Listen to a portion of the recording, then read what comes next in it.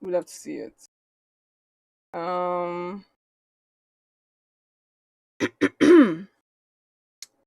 All right. I haven't done one of those in quite some time. Every time I want to do it, it's not streaming live. Perfect. No.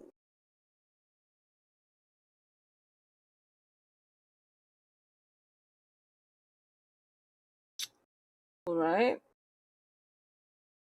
Hopefully, this time my title changed work. I'm not sure why it doesn't work sometimes. It's very annoying. Um, let's see. Why now? Like you haven't annoyed me the whole day, and now that I start streaming, you start to come here meowing loudly. Come on, bro. All right. So this is working. Nice. Love to see it.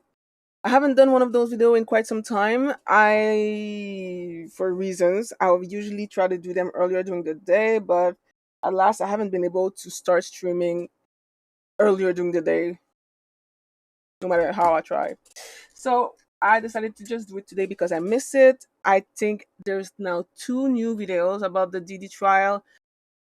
I don't know if those are supposed to be the 2 last one or there's gonna be an update. But that's pretty much that. Rodrigo, I couldn't care less. Congratulations, good for you. So yeah, today we're talking about a rape trial, sexual trafficking trial.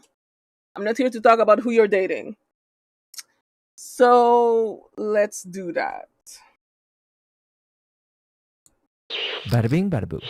Every day Good in for the you. I'm happy for courtroom, you. there's about Moving this on. morning 15-minute window where you really just get to observe people. The court is not in session, the judge is not on the bench, the jurors are not in the room, the press pews are filled, we're all patiently waiting, we've got our little notebooks, the public pews are getting filled, and all the attorneys will walk in. And they'll walk in through like the middle aisle. So you watch the prosecutors walk in, you watch the defense attorneys walk in, and you can kind of get a gauge of who is extra stressed that day, or like what's the dynamic. And this morning, there is a situation with a banana gun in the courtroom. A banana Mark gun? Garagos. Banana gun. A banana gun, a fructose weapon. Okay, Mark Garagos, this is Tenny's father. This is not Mark Agnifilo. He Good is for you. not one of the lead counsel. Good He's luck. Tenny's father. He's also a celebrity attorney. This is the man who called the prosecution team a six-pack of white women. That Mark Garagos. He walks in holding a banana. And like, curiously, he's not holding it like someone would regularly hold a banana.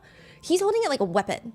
Like it's like flung to the side like a barrel of a gun, and he's holding it by the edge, and he's kind of like holding it in front of him, again, like a fructose weapon. I genuinely don't know why he's holding it like that. Like a federal weapon with the serial number scratched off. All right.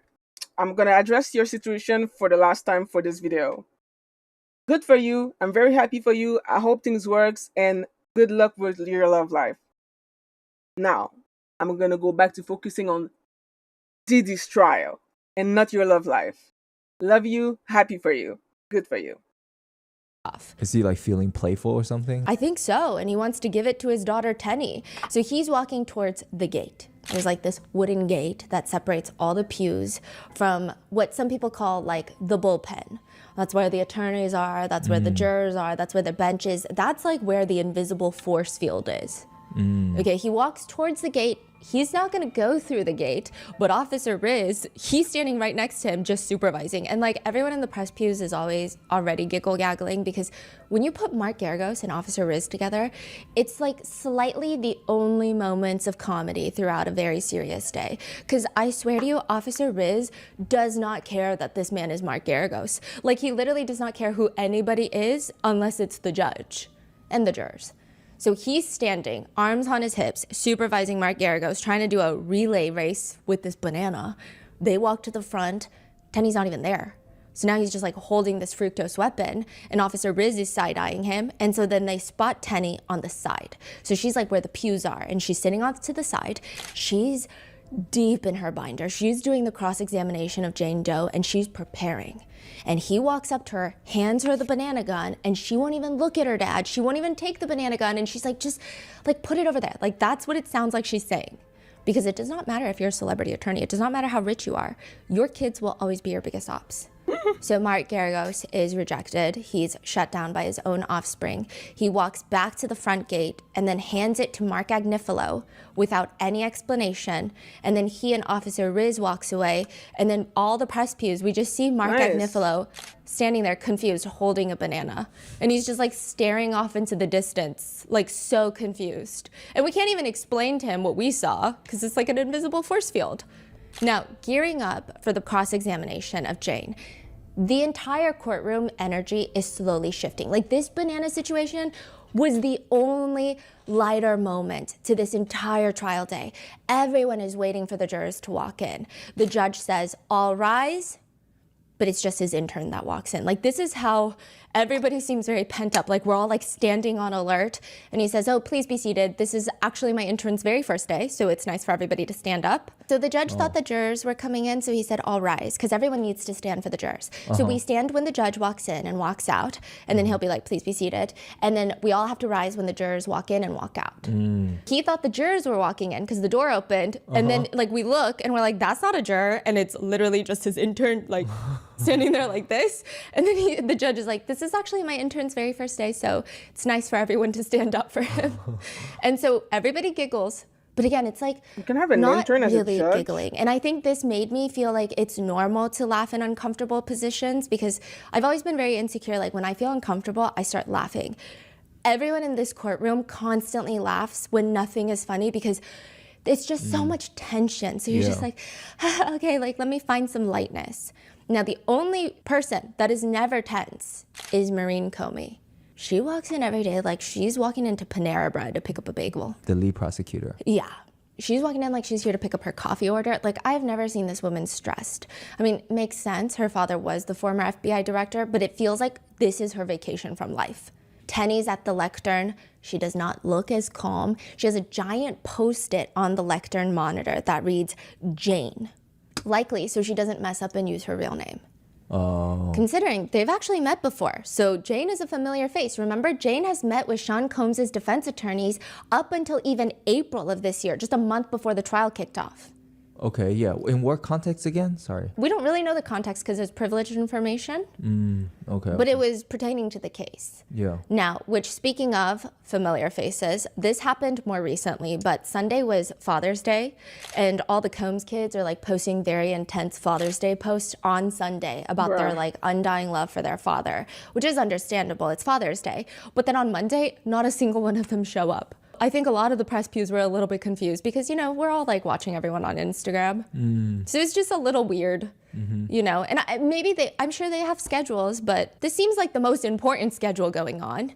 Their attendance has been splotchy. There have been whispers in the courtroom that at times the defendant will turn around and seemingly be very upset that the family pews are lessening in attendance. And then usually when he shows a moment of what we perceive to be upsetness with the empty pews, the next day the pews will be packed. But there is one day where Christian Combs does show up, and he's wearing a Free Sean Combs shirt. He did wear this mesh shirt on top to kind of make the shirt blurrier, but it's still pretty obvious what he's wearing. I mean, so much so that the defendant is turning around all smiles, pointing at Christian's shirt, and he looks giddy, and everyone else is confused because this is not allowed. Like, you cannot be wearing shirts like this. Why is it not allowed? It's not. Why? Like, you can't make these types of statements in a courtroom. So you can't really wear like politically promotional t-shirts, especially if you're in the family pews. I think maybe it could be okay if you were in the public pews, but I did hear that there was like a commotion after people found out about that shirt that he was wearing. That was a thing that was happening. But everyone's still trying to focus on Jane Doe's testimony. And remember how I said, yes, I see some jurors smirking. Yes, I see them kind of falling asleep, being less engaged in this testimony. I still thought at the end of the day, maybe it's like me. Because I will say, there is a split in the courtroom. When I'm in the courtroom and when I watch these cross-examinations in person, there's like an energy shift in there. And I analyze the jurors' faces every single day. I'm staring at them. They're literally in my line of sight. I see all of this and I'm taking it in and I start feeling like, uh-oh, I don't know what it is. I don't know if the defense attorneys are just so damn good at their jobs that they're able to like control the emotions in the courtroom to make you feel like all the points that they're making are so valid. But sometimes I walk out of there thinking, wow, they made so many points. And then I come home, I read the transcript, I go over my notes, I let the emotions soak in, and I'm like, that point didn't really make sense. Like, that point was not really a point. So I thought in my head, okay, perhaps the jurors, the same thing's happening to them. First of all, I don't know why they're smirking. They could be smirking about something unrelated, but perhaps they're smirking and then they go home, sit on the information, and then they realize maybe that wasn't a point. I don't know. Maybe they realize it was a point. However, this is where I started getting kind of nervous. The public pews, sometimes in the hallways, I try to eavesdrop. Because I'm like trying to see how people feel about the case and like feel about the day's testimony. The press pews, these are like really crazy reporters. A lot of them, they're very good at not talking about how they feel about the case. Like everyone's just trying to keep it professional, keep it neutral in the courthouse. However, recently, there was a Homeland Security agent inside of the courtroom, which we've seen a few of them testify, but this one happened to be sitting right in front of us during Jane's testimony, during Jane's entire testimony. And she's been having moments where it just seems like she seems a little emotionally volatile. Like there are a few things that have happened where it just seems like she seems tense, like very stressed out. And that is completely understandable, right? Because Homeland Security, they were the ones in charge of this investigation. So you know how sometimes the FBI is involved in these criminal investigations? Homeland Security is the one in charge of this one. And like just to give you an idea, because I don't think people talk about Homeland Security as often, they run ICE. Like this is a huge government entity. So she's sitting there. She seems very volatile. She seems like emotionally perturbed. And then one of the senior reporters turns to us and says, you know who she is, right? No. She's a Homeland Security agent. And we're like, yeah, she seems a little like on edge these days. And he says, but you know why, right? Because she thinks the entire case is falling apart. And so she's freaking out. Really? Yeah, and I'm like, what? What does that mean? What do you mean the entire Why? case is falling apart? So I went through all of Jane's cross-examination all over again, just so if I could pinpoint all the parts where this case could potentially fall apart. I'd like to thank today's sponsors who have made it possible for Rotten Mango to support the New York Immigration Coalition. They are an umbrella policy and advocacy organization that represents over 200 immigrant and refugee rights groups throughout New York. This episode's partnerships have also made it possible to support Rotten Mango's growing team, and we'd also like to thank you guys for your continued support as we work on our mission to be worthy advocates. As always, full show notes are available at rottenmangopodcast.com. Some of the quotes and statements have been shortened, combined, and or condensed for brevity. Today's episodes also has a few disclaimers regarding mentions of DV, physical, SA, and trafficking. Please take care of yourself if you need to. Also, lots of drug abuse and drug usage. Those are the disclaimers. You guys know the drill. Please take it easy if it's too rough. At the time of the filming of this episode, Diddy is innocent until proven guilty, and all the charges that he's been indicted on are still just alleged. Any and all observations have been recorded by me or my researchers in real time inside the courtroom. However, any speculations, comments, or opinions about any observable reactions that we have witnessed in the courtroom, those are just our interpretations. We honestly don't know what anyone is thinking. I don't think any single one of us are mind readers. So I'm just telling you this was the feeling and the energy that I got, but it might not even be accurate. It might not even be rooted in reality. So with that being said, let's get started. When Jane walks back into the courtroom, it is now time for the cross-examination to begin. And it's kind of interesting because Tenny is going to be doing the cross-examination. Jane and Tenny, they are smiling warmly at each other, which is confusing everybody because, again, we know that Jane and Tenny met at least in April of this year, which was 2 months ago, 1 month before the trial kicked off. So we don't know how close they are. We don't know what their dynamic is going to be. And during the direct, it did seem like Tenny was very stressed. There would be times where it seems like she wanted to object to Comey's line of questioning. So if you're doing the cross-examination, you're the one objecting to the direct testimony, like the questions where you don't think that they should be asking these questions. But Tenny keeps glancing at Mark Agnifilo to get a sign on whether she should or should not object. At one point, it seemed like Mark Agnifilo gave her the signal to object, but it seemed like a very tense situation. And all of that goes away rather quickly because eventually she just starts throwing objection to every question that Maureen Comey is asking. Maureen Comey is breathing and Tenny Geragos is objecting. Now, Sean Combs always has a lot more confidence when it's the cross-examination days. It feels like maybe it's their time to take control, which that's understandable. He's typically bolder in his mannerisms. I mean, nobody has any clue like how this dynamic is about to play out. And it begins. Good morning, Jane. Good morning, Miss Geragos.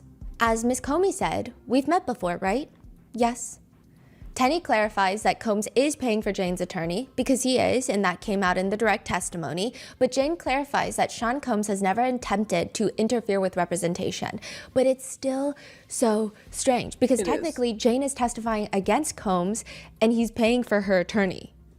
How can there not be a conflict of interest? Yeah. The less she says about him in a negative light, the better for him, and he's paying the attorney. Now, I'm not saying that the attorney is doing anything incorrectly.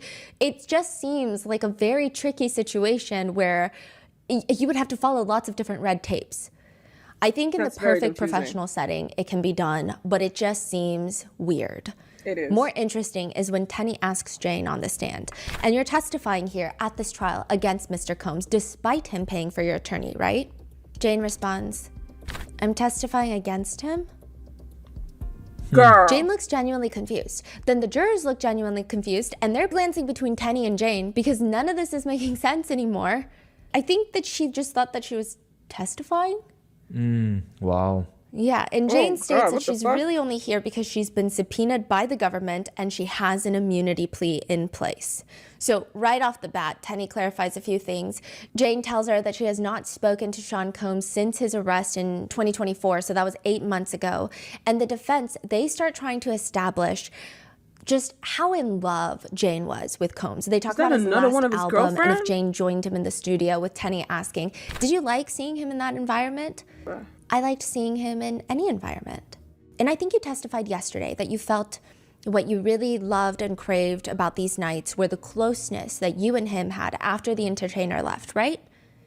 Any time with him, I loved. So Tenny starts asking questions such as, can you please tell me? I mean, I know you talked about a little bit about this on direct, but you said that you fell in love with him because he was this larger than life, charismatic personality. Can you explain what that is? Why did you feel like he was this larger than life, charismatic personality?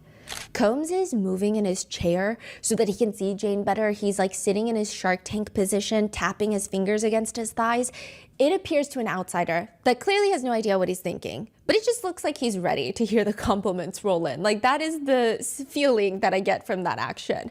Jane responds, I was fascinated by him. He was just something unique and different. Like I had never met anybody with such a big personality and very big energy and very motivating, encouraging, and just larger than life. He wasn't afraid to have his voice heard, and it was attractive. Oh boy. It feels like right off the bat, a good chunk of the cross-examination was for the defense to try and establish that Jane is someone who was lovesick for Sean Combs, was willing to do whatever to stay with him.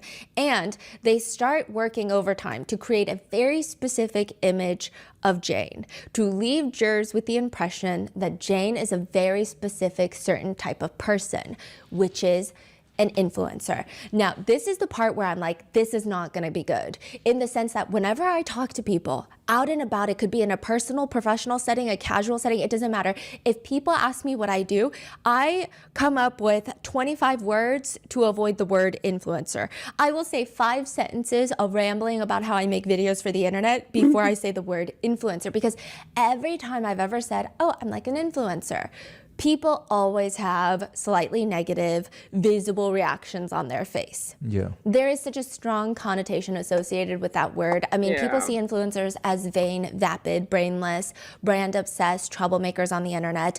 Maybe it's true, maybe it's not. It's up for people to decide. And it just feels like Tenny's leaning into that. When asking about hotel night outfits, Jane says the high heels that Sean Combs would make her wear were like 6-7 inches tall. Tenny asks her, but you're somebody who regularly wears high heels in your daily life, right? Which, if she's not trying to lean into that kind of image for Jane, I don't know why she's asking about her heels. Like, she's not a foot doctor. Is she Sir Christian Louboutin? Jane responds, these are a particular kind of high heels, so I would say I would occasionally wear these types of heels, but in real life, I would wear things that are about 3 to 4 inches in real life. Okay, but so you're not accustomed to wearing high heels, maybe not these ones, but in your real life, you're accustomed to wearing these high heels outside of the hotel rooms, right? Yes. Including 4-inch ones? Yes. Maybe not 5 to 7-inch ones. Yes. Later, the jurors see a photo of Jane and Combs in the studio where Jane is wearing tall heels. I know that you talked about the 5 to 7-inch heels that you would wear during hotel nights. This is not it, right? No, these are not it. These are more of like your kind of everyday heels, right? Yes. One of the jurors makes a woo facial expression. Why? Like, because they're tall. Because nobody Like really wears stiletto? heels every day. Right. I mean, it's like a very small group of people that wear heels every day, Facts. right? So she makes like a woo. I mean, come Like, on. ooh, those are tall. That's what it seemed like. All I observed was her making the ooh, like that kind of mouth expression. Now, I don't think that, I mean, that makes me feel like Tenny's not taking shots in the dark. Like, this might be working for some jurors. It just is. makes her feel like a different, not as relatable person, perhaps. Most likely. So the ones that you would wear on a normal day-to-day basis are these heels, right? Yes. Side note, at this point, the sons in the family pews, this is a day that they are here, they're sharing chapstick, and I got very distracted because they're like sharing a tub of lip balm, and Justin Combs likes to apply it with his pinky finger, and then Quincy likes to dip his knuckle into it and then apply it using his entire index finger knuckle.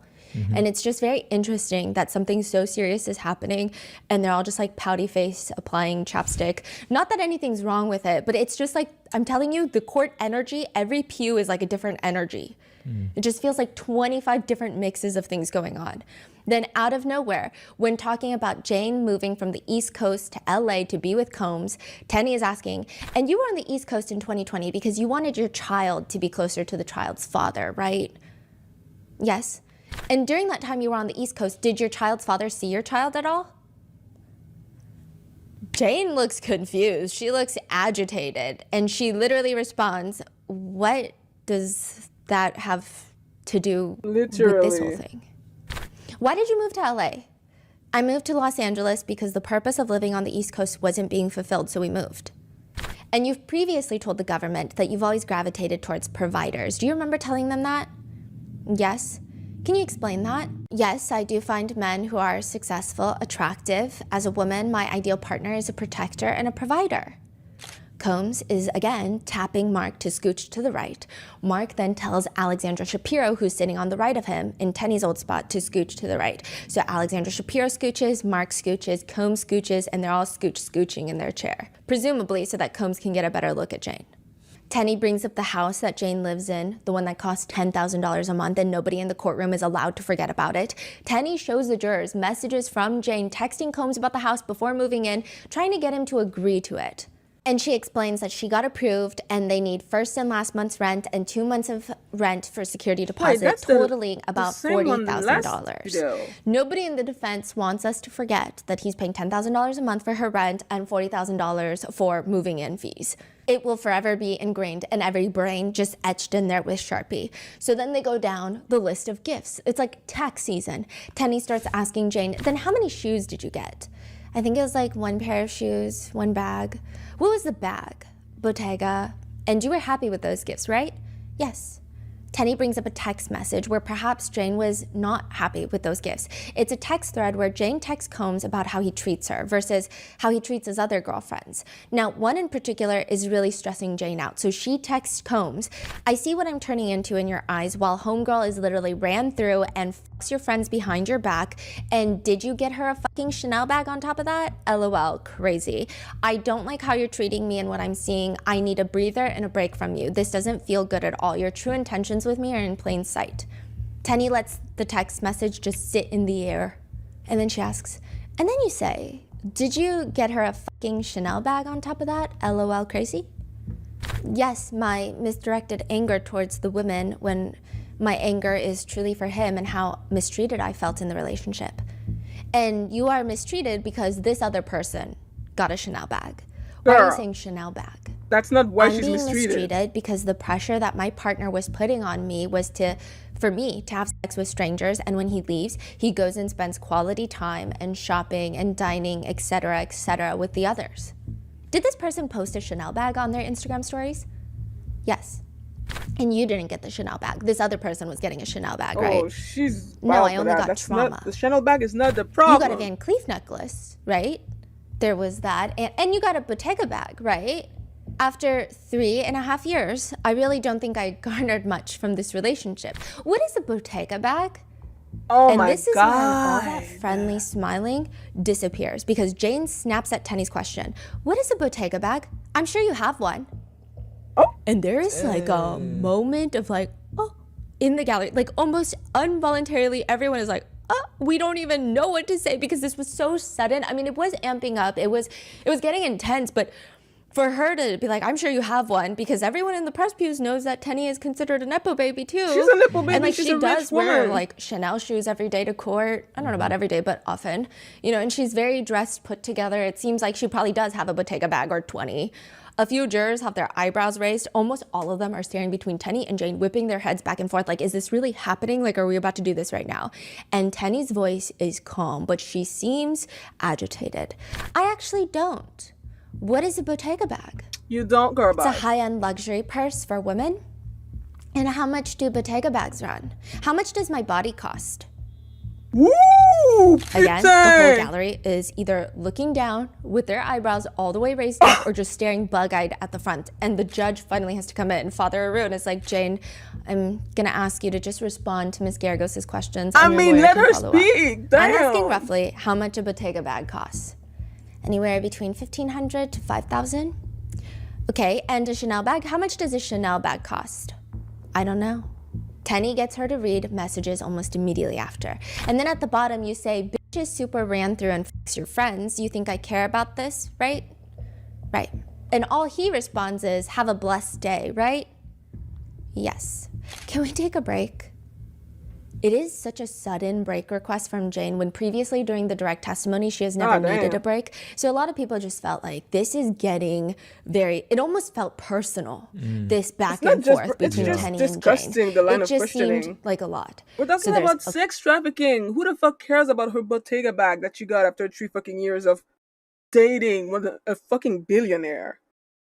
She was sex trafficked. Stop talking about the fucking purse. Can we focus on the fucking subject of this entire trial, which is sex trafficking?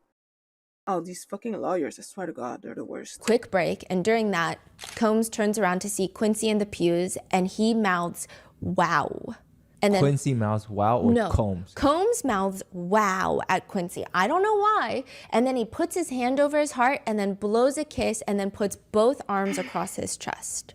Like the Black Panther. Yeah, I guess if like, I tried to look up if it means anything else. It has become like a cultural icon symbol, but it is like most famously known as of right now in today's context as the Wakanda Forever symbol. Which is... And so it was just like a weird series of like, wow, hand over his heart, blow a Wakanda kiss. It was just like a forever. lot happening.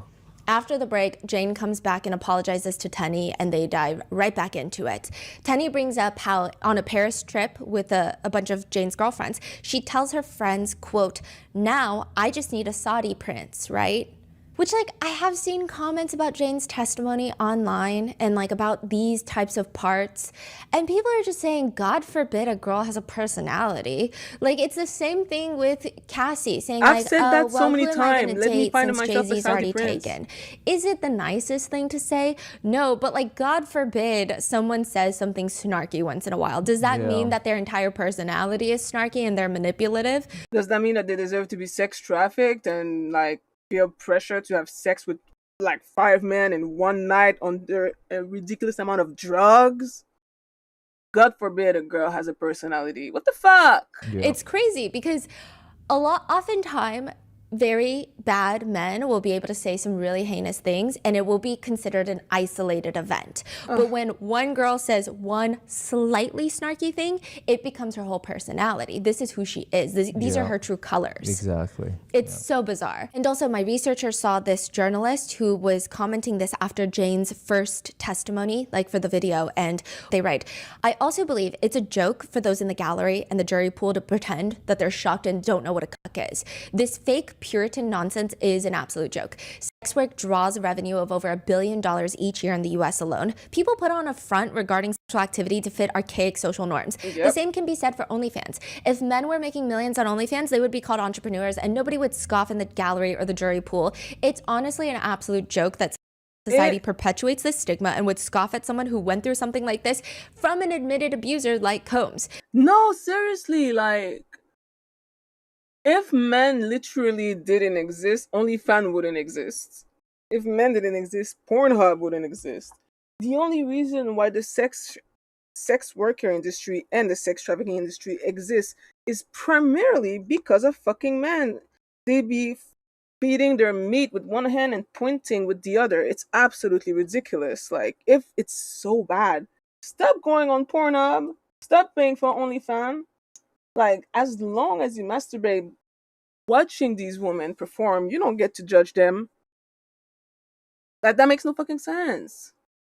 But people do love to judge women for these things. I personally don't care. I think that women can get their bag and they should be able to get them however the fuck they want as long as it's consensual. I don't care. Jane's testimony is exactly what you expect from someone coerced into a situation. Unfortunately, education is so poor regarding this kind of abuse due to it mainly affecting women, so it's likely some members of the jury don't care due to Combs having money, and they believe that the women around him put up with it to receive gifts from him. And I think that is so accurate because the way people react to the mentions of Bottega bags, even the text message of Jane being upset that someone got a Chanel bag, the reaction is very like, ugh. It almost feels like so vain, couldn't Mind be you, me. that's not really the what she was mad cross-examination about. was one of the hardest things to sit through throughout this trial. I mean, they have Jane sitting up on the stand reading explicit message after very explicit message after very explicit message, none of which can even be repeated on most platforms. They're just very explicit. I mean, these are text messages that I would probably delete off my phone just because I don't want my parent to randomly see it if they're on my phone. Or it's a lot and nothing's wrong with it. But I think when they're read out in court, it has a significant impact on the jurors, I imagine. Now, Jane is having to answer that she texted a tongue and water emoji to Combs. Like, this is how specific they're getting with the nitty gritty. And then the water, is that supposed to be a sexual emoji? Yes. Another emoji during a sexual text thread between Jane and Combs, Tenny asks, what does that emoji mean to you? Like wild and crazy with the tongue out and eyes crossed. Can you explain the smirk emoji? The smirk emoji is kind of like how do I say, is it flirtatious? I would say so, yes. Still no. Another text thread, Tenny asks, and then you respond, you send him several emojis, right? Yes. And what are the emojis indicative of? Flirtation, hard eyes, water. Tenny has Jane read another very explicit message about how she had never experienced such things in her life and how her body was reacting to it. Tenny asks her, what are those emojis next to the text message? Big puppy eyes and crying? Okay, is the crying upset crying or happy crying? What does that crying indicate? Crying so hard because it feels so good? Then another message from Jane to Combs. You've been calm all day. Why every time I stream you always crash out? Come on, man.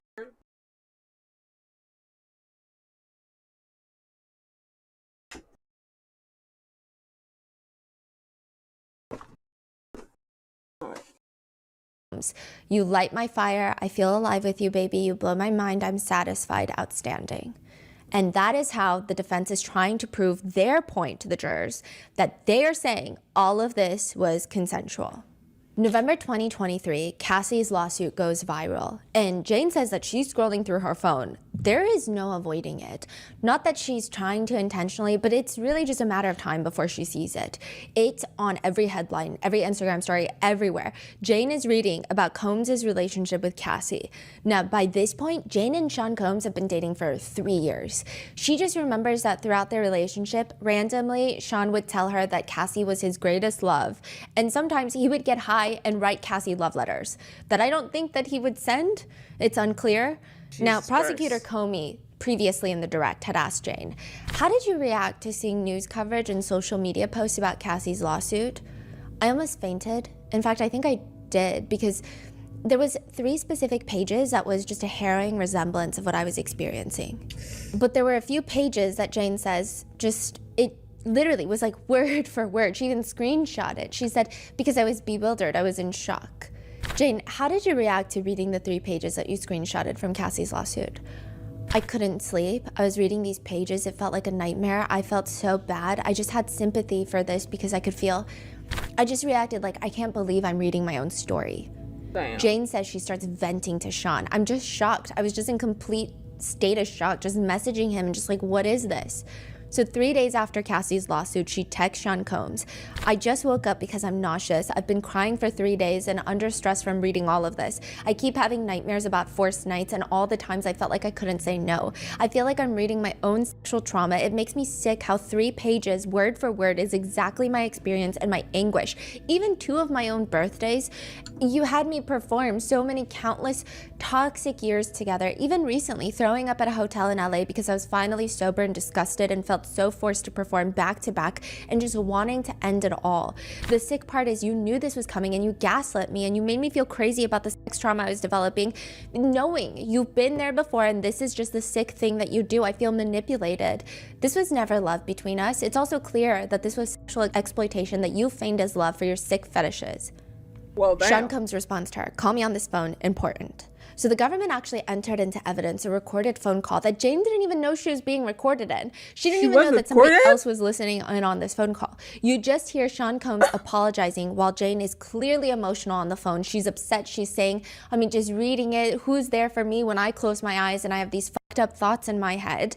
Meanwhile, Jane can hear through the phone Sean Combs taking notes on a notepad with a Sharpie. Like, Sharpie has a very distinct sound when you're using it, which is giving, let me just make sure she doesn't file a lawsuit either. But he's also the one asking her repeatedly if she's recording this call, which she's like, I'm not. But Combs is saying things like, you even brought me a videotape so we could look at what we did. Talking about the hotel nights.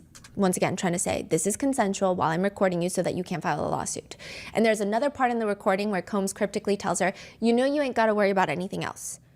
Which to her, she took it as like, she didn't have to worry about rent or anything else. Yeah. So from November of 2023 to when the lawsuit drops, like that's when the lawsuit drops, to February of 2024, they're on a break. They kind of break up for about 4 months. Jane says that she was so traumatized, she even texted him something that a lot of people think that the jurors are going to really take this into account. She texts him, leave women alone who don't want to do these nights with you. Hire sex workers and stop emotionally harming women who love you. Pretty much. Combs responds in a way that is just very paranoid, texting, are you trying to set me up? This is crazy, fucking crazy. You're recording my calls? What? Meanwhile, one of the jurors has their eyebrows raised while taking notes because it's just a very, like, what is happening right now? And Jane even tells Maureen Comey she has no plans to sue Sean Combs even to this day. Really? A month later, Combs is not? texting Jane, Get your and money. this is so unhinged, but he's texting her, are you dating? Be honest. Hello? I want to know. No judgment. It's giving like sketch artist, can you make me look less like a koala? Like, I feel like there's a lot more grave things to be concerned about No judgment? whilst everything's going on. Jane sends him an audio note saying that she's hurt, traumatized. She's clearly not planning on dating anybody anytime soon. She just wants to focus on her life. Meanwhile, Jane does in fact make a monetary demand against Sean Combs. There is a text message that Tenny puts into the cross-examination, and it reads, I feel sexually exploited, mentally damaged, and emotionally drained by you. I want my wasted 3 years of time reimbursed and given back to me in the monetary amount of $100,000 per year and 15 months left of our 2-year agreement of rent, $450K to move on from the resentment of feeling exploited, manipulated, heartbroken, drugged, and all the loss of potential income. Now, Jane clarifies, and she's trying to explain, the only reason I asked him for money is because all day he had been calling me, demanding me to give him a price. He's saying, like, give me a price so that we can get closure since we're breaking up. He even sends her a message, charge me for your resentment. I just need you to get over this. Just tell me what it is. I don't want any loose ends. Just charge me. Wow. So she brought that up right then too. Yeah, and Maureen Comey had even clarified previously, like, whose idea was it to talk money? And she's, Sean. That's why she sent that message demanding $450,000 because he's kept asking for a price. She sends that message and he responds, fuck you, don't ever text me again. Brother. Wow. And Jane is like, you made me lose out on everything. You're a liar, fuck you, I'm blocking you. Leave me alone, baby girl, you're a liar. Opportunist, fuck you, I'm calling the police. You're trying to make some shit up, I'm clear. What? honestly, a lot of the jurors look disgusted by his text message. I mean, they just, like, a lot of them are scowling, like they're smelling something funky. Jane responds, "You are the only opportunist here. You exploited the fuck out of me. You win. 3 years of being used by you. You had 3 years of fun with my body. I said you broke me. Our situation has never ever been fair to me. You asked me what I needed to move on, and now you're upset. I said you were a full-time job. You consumed my life. I got nothing out of this for 3 years but demons and heartbreak. You exploited my love and made me think this was love so I could give you these fetish nights." He responds, "Leave me alone. I'm blocking this number and I'm calling the police." Oh my God. She says, "You used me for your dick parties." He responds, "God bless you." Oh. "And I was too stupid. Leave me alone, con artist." Wow. You keep describing yourself. You cornered me into sucking and for you and letting strangers run trains on me. No one has ever treated me like this. You playing around. Do you want me to call the police? I'm asking out of respect for your family. Wait, this Brother, is at what this point man again? sucks. This is Like during their breakup after Cassie's lawsuit. Cassie's lawsuit came out. His house hasn't gotten raided yet. No, so this would be around like January 2024. His house gets raided in like March of 2024. Right. The CNN hotel video comes out May of 2024. So we, like the public, we only know Cassie's lawsuit. Yeah, and he's probably, besides the Cassie lawsuit, he's still chilling. He's living his same life still, right? Yes, I don't know when he would have been made aware. Oh, back then, yeah. I honestly, I feel like the raid would have just caught him off guard. I think so, because I don't think the feds would be like, "Hey, so we're planning on raiding yeah, you soon." we're going after you right now, right? So he probably feels like he settled that lawsuit. I think it just seems like he's just worried about any other future lawsuits because Right. he paid $20 million. So he's Right. like, I don't want to pay another $20 million is probably his train of thought. I don't know. Mind you, Yeah. she didn't And ask he's for like. just going off on Jane. And Yeah, Jane is, because the fact that he said, "I'm gonna call the cops," Yeah. that is She asked for crazy. less than yeah, meanwhile, the 2 cops mil. are like, "Hi, we know who you are. Yeah. We're actually We're watching right now. yeah, we're listening to this No, I'm just kidding. They're not, but you get what I'm saying. It's just so bizarre that he's threatening to call the cops. Yeah.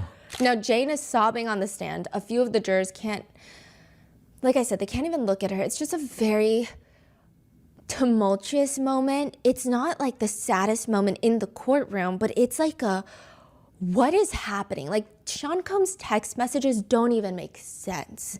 And she's very emotionally distraught about it. So it's like this very complicated mix of energy. Jane ends up texting him, "Nobody loves me. You called me and you asked me to charge you. You kept pressuring me all day, even said lawyers would be involved, insisting on this conversation on what I, quote, need to, quote, move on. When I did what you asked, you spew out all your evil on me, then ask who I'm seeing and if I'm dating over and over again. You threaten releasing my tapes and threaten to post them. You jab at all my wounds, and not once have I called you anything out of your name. You are psychotic." On God. Jane is asked how Combs responds, and he said, "I'm just gonna show your child's father these tapes. I have nothing to lose." The jurors at this point honestly look pretty melancholic. They just look down. Meanwhile, Combs looks a little bit agitated. He shakes his head no in like a short burst. What do you mean But this no? entire relationship breakup ends in February of 2024. So 4 months after Cassie's lawsuit, all because Sean Combs has a dream. Sean Combs allegedly has a dream that he and Jane were on his private jet, and he texts her reporting this dream to her, and she responds, and that starts their relationship all over again. Jane says she responded because, quote, "I missed him dearly." He starts Girl, using this is this sad. as like a way to get into her life because Jane's birthday is in February. So he's saying, "I had a dream about you. By the way, your birthday's coming up. What are you doing for your birthday? I want to spend time with you on your birthday." He says, "Say what you want to do on your birthday." I'm a little traumatized from my past birthdays and what they ultimately led to at the end of the night. I don't know. I'm just being honest. Because remember, the past 2 birthdays, the end of the night would always end up in a hotel night that she did not want. And she would express that she wanted it to just be her and Sean Combs. I just don't want to get my feelings hurt. I feel Bro. disrespected for no reason. Bro. He responds, shaking my head, "Didn't mean for the conversation to go there. I was just asking you what you were doing, and you asked me if I wanted to spend your birthday with you, LOL. Don't know the conversation Don't to take LOL. this turn. You're confusing."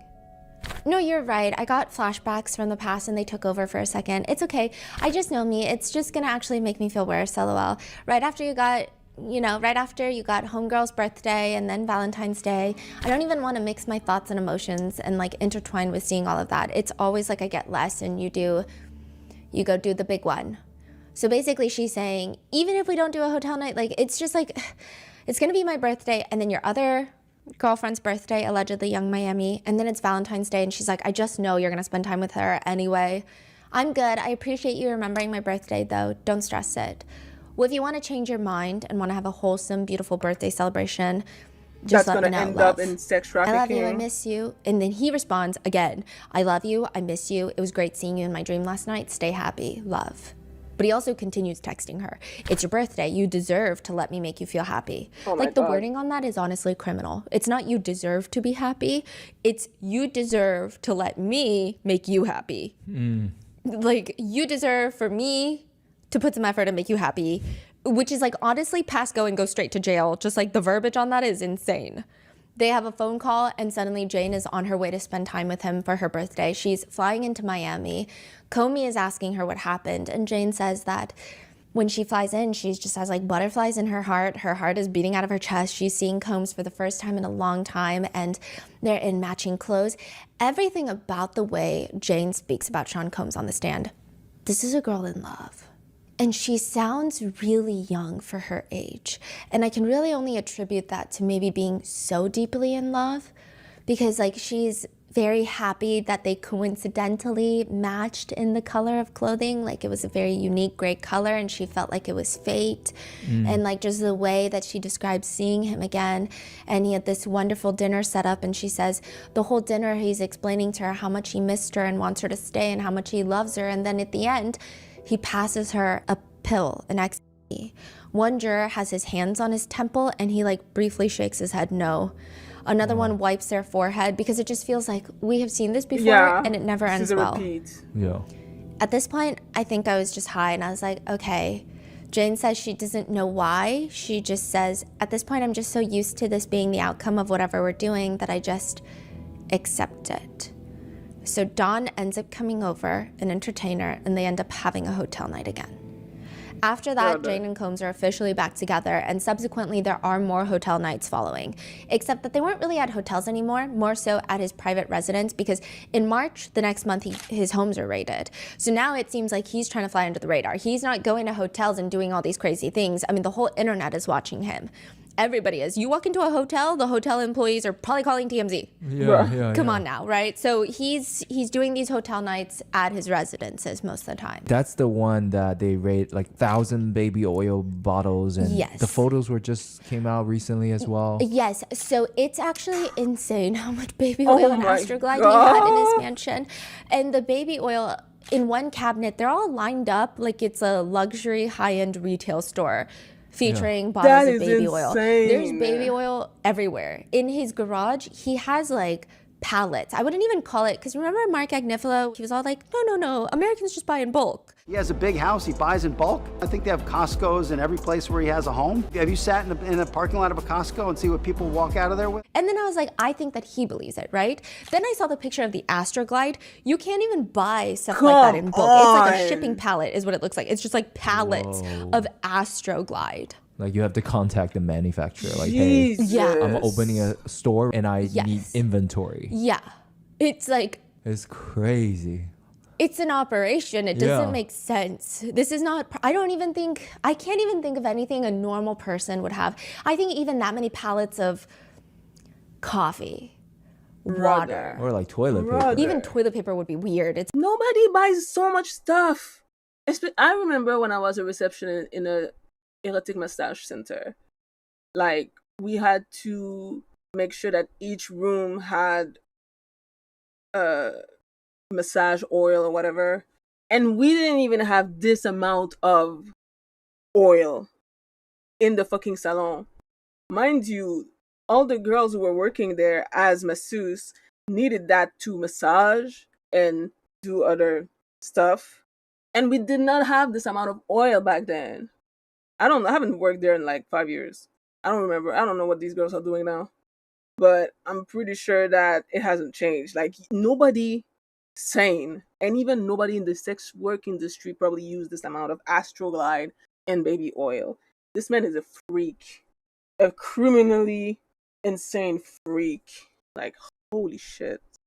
like, Yeah. how many people do you have living in the house? Yeah. Nothing makes sense. So you Yes. say like his home got raided and he moved the whole hotel night to the home that got raided? Yeah, to 2-star Island. in Tucson Miami. Island. Yes. Wow. Bruh. I mean, shit. Here is a dirty little secret that the insurance industry may want to keep under wraps. Insurance companies profit by holding onto your money for as long as possible. Morgan & Morgan fights hard against these corporations to fight to make sure you get every dollar that you deserve. When in court, the insurance companies, they want jurors to think the at-fault driver is the one paying the verdict amount. Meanwhile, it's usually the insurance companies who are covering the cost. When Morgan & Morgan takes on a case, they are almost always going after the big insurance companies and not the individuals at fault. A recent client in Pennsylvania just received $29 million. The insurer's best offer was $500,000. I mean, there's a reason why Morgan & Morgan is America's largest injury firm. Hiring the wrong firm can be disastrous. I mean, hiring the right firm could substantially increase your settlement. With Morgan & Morgan, it's easy to get started, and their fee is free unless they win. Just click the link in the description below or visit forthepeople.com/rotten. That's forthepeople.com/rotten, or click the link in the description below. This is a paid advertisement.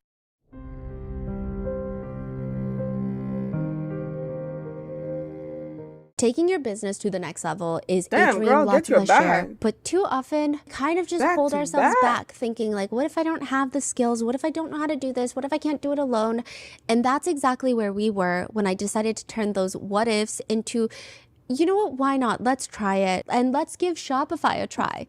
My family and I were able to launch our own small business selling limited edition artwork at Grandpa Mingo's art studio because honestly, we had Shopify. There would have been no other way. They are an all-in-one commerce platform to start and run and grow a business. Shopify has your back with gorgeous, ready-to-go templates, AI tools built specifically for commerce, and the world's highest converting customizable one-click checkout that also powers 10% of US e-commerce.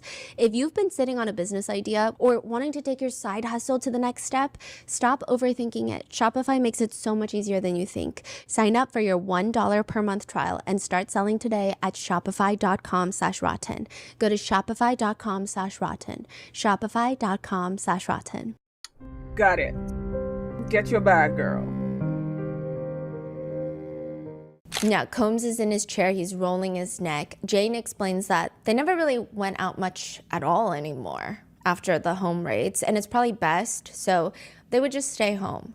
Now, the defense uses this entire thing against Jane, making it seem like, and almost drawing inferences that, isn't it weird that Jane still went back to Combs after Cassie's lawsuit went public? They almost encourage her to talk more about how much better her relationship with Combs got after Cassie's lawsuit. It is so Jane sad. tells Tenny that after Cassie's lawsuit, when Jane and Combs finally reconnect, she felt so much more love from him, that he was positively changing, being more apologetic. He was listening better, spending more time at home. He wasn't on the go all the time, and it really meant a lot to Jane. Tenny asks, and would you say that there was less chaos in the house, around post-Cassie lawsuit? Yes. Less people around, right? Yes. Less people were asking stuff from him, you felt? Yes. Okay, and so you would be able to talk to him, right? Yes. I will say a few in the courtroom later did not have good feelings about this line of questioning. I guess the inference was inferred and people were picking up on it. I don't know if I personally believe it, but the speed of the questions, the way that they were formatted, it made it seem like Jane was almost grateful for Cassie's lawsuit. It made it seem like the world turned on Sean Combs, so she had more time with Sean Combs, and that made her happy. I don't personally think this is true. I think it was the way the questioning happened. Yeah. No, I think she probably, this blindly in love with her own abuser girl, she was happy because now that motherfucker was canceled, nobody wanted to be near him in the fear of also being canceled. And finally, she had what she's been wanting for 3 years, which is quality alone time with her boo. Even though her boo is the fucking person who sex trafficked her and abused her. But hey, I mean, Stockholm Syndrome, I guess. Jesus Christ, this is so fucking sad. This is so sad. The amount of therapy that she's gonna need. I hope he keeps paying her rent, because the amount of therapy that she's gonna need is gonna cost her a lot of money. Because two things can be true at once. because she does seem very impacted by Cassidy's lawsuit. But now there is the question online, and maybe even in the jurors, of after seeing Cassie's lawsuit, after all the mentions of the freak-offs, why did she go back? I guess that's up for the jury to decide if there's a valid reason. So during that time, that when you guys got back together from February of 2024 until September, you were able to reconnect in a way that was meaningful to you? I felt that I could assert myself a little bit more, yes. And do you remember telling the government you were finally getting the princess treatment that you wanted? Yes. They reconnect February of 2024. May of 2024, CNN releases the Intercontinental Hotel assault footage. May 2024, Jane is staying with Combs in his Miami mansion. They're both in Sean's bed, and they get a knock on the door from the sons. Jane says, I just remember sleeping and one of his sons knocked on the door and that said that something just happened. And then I was just by myself. I went downstairs and I could see that everybody was speaking amongst each other. I sat down, I went on my phone, and then I saw the video. Jane puts a tissue up to her face to wipe away her tears. I saw Sean assaulting Cassie in a hotel lobby. I was physically just at the table. I was about to eat breakfast. I lost my appetite. Comey asked Jane, what do you remember happening the day that you saw that video of Sean assaulting Cassie? I just remember it was just a very eerie day. I just remember that Sean was huddled with his team and his family just away. And I was primarily just alone during that day, and I was just giving everybody space. Jane says that she was by herself for most of the day until maybe that evening, perhaps. She says, I remember kind of like inviting me to this little huddle later on in the evening in the backyard. Who's in the huddle? Just his sons, his writer, and some friends. They're all standing there in this huddle trying to come up with what we now know as his god-awful apology video. It's so difficult to reflect on the darkest times in your life. Sometimes you gotta do that. Oh my God. I was up. I mean, I hit rock bottom. But I make no excuses. My behavior on that video is inexcusable. I take full responsibility for my actions in that video. I'm disgusted. I was disgusted then when I did it. I'm disgusted now. I went and I sought out professional help. I had to go into therapy and go into rehab. Had to ask God for his mercy and grace. Jesus Christ. Give me a break. I'm so sorry. But I'm committed to be a better man each and every day. I'm not asking for forgiveness. I'm truly sorry. Okay. It took multiple people to come up with that one. Wait. That's so crazy that apology because it video, sucks. who was on there one more time? Him, his sons? And a writer. That's it. Right. Yeah. Like, come on. That makes sense. Yeah. What he I don't know needed where is his a PR PR rep team. was. Yeah.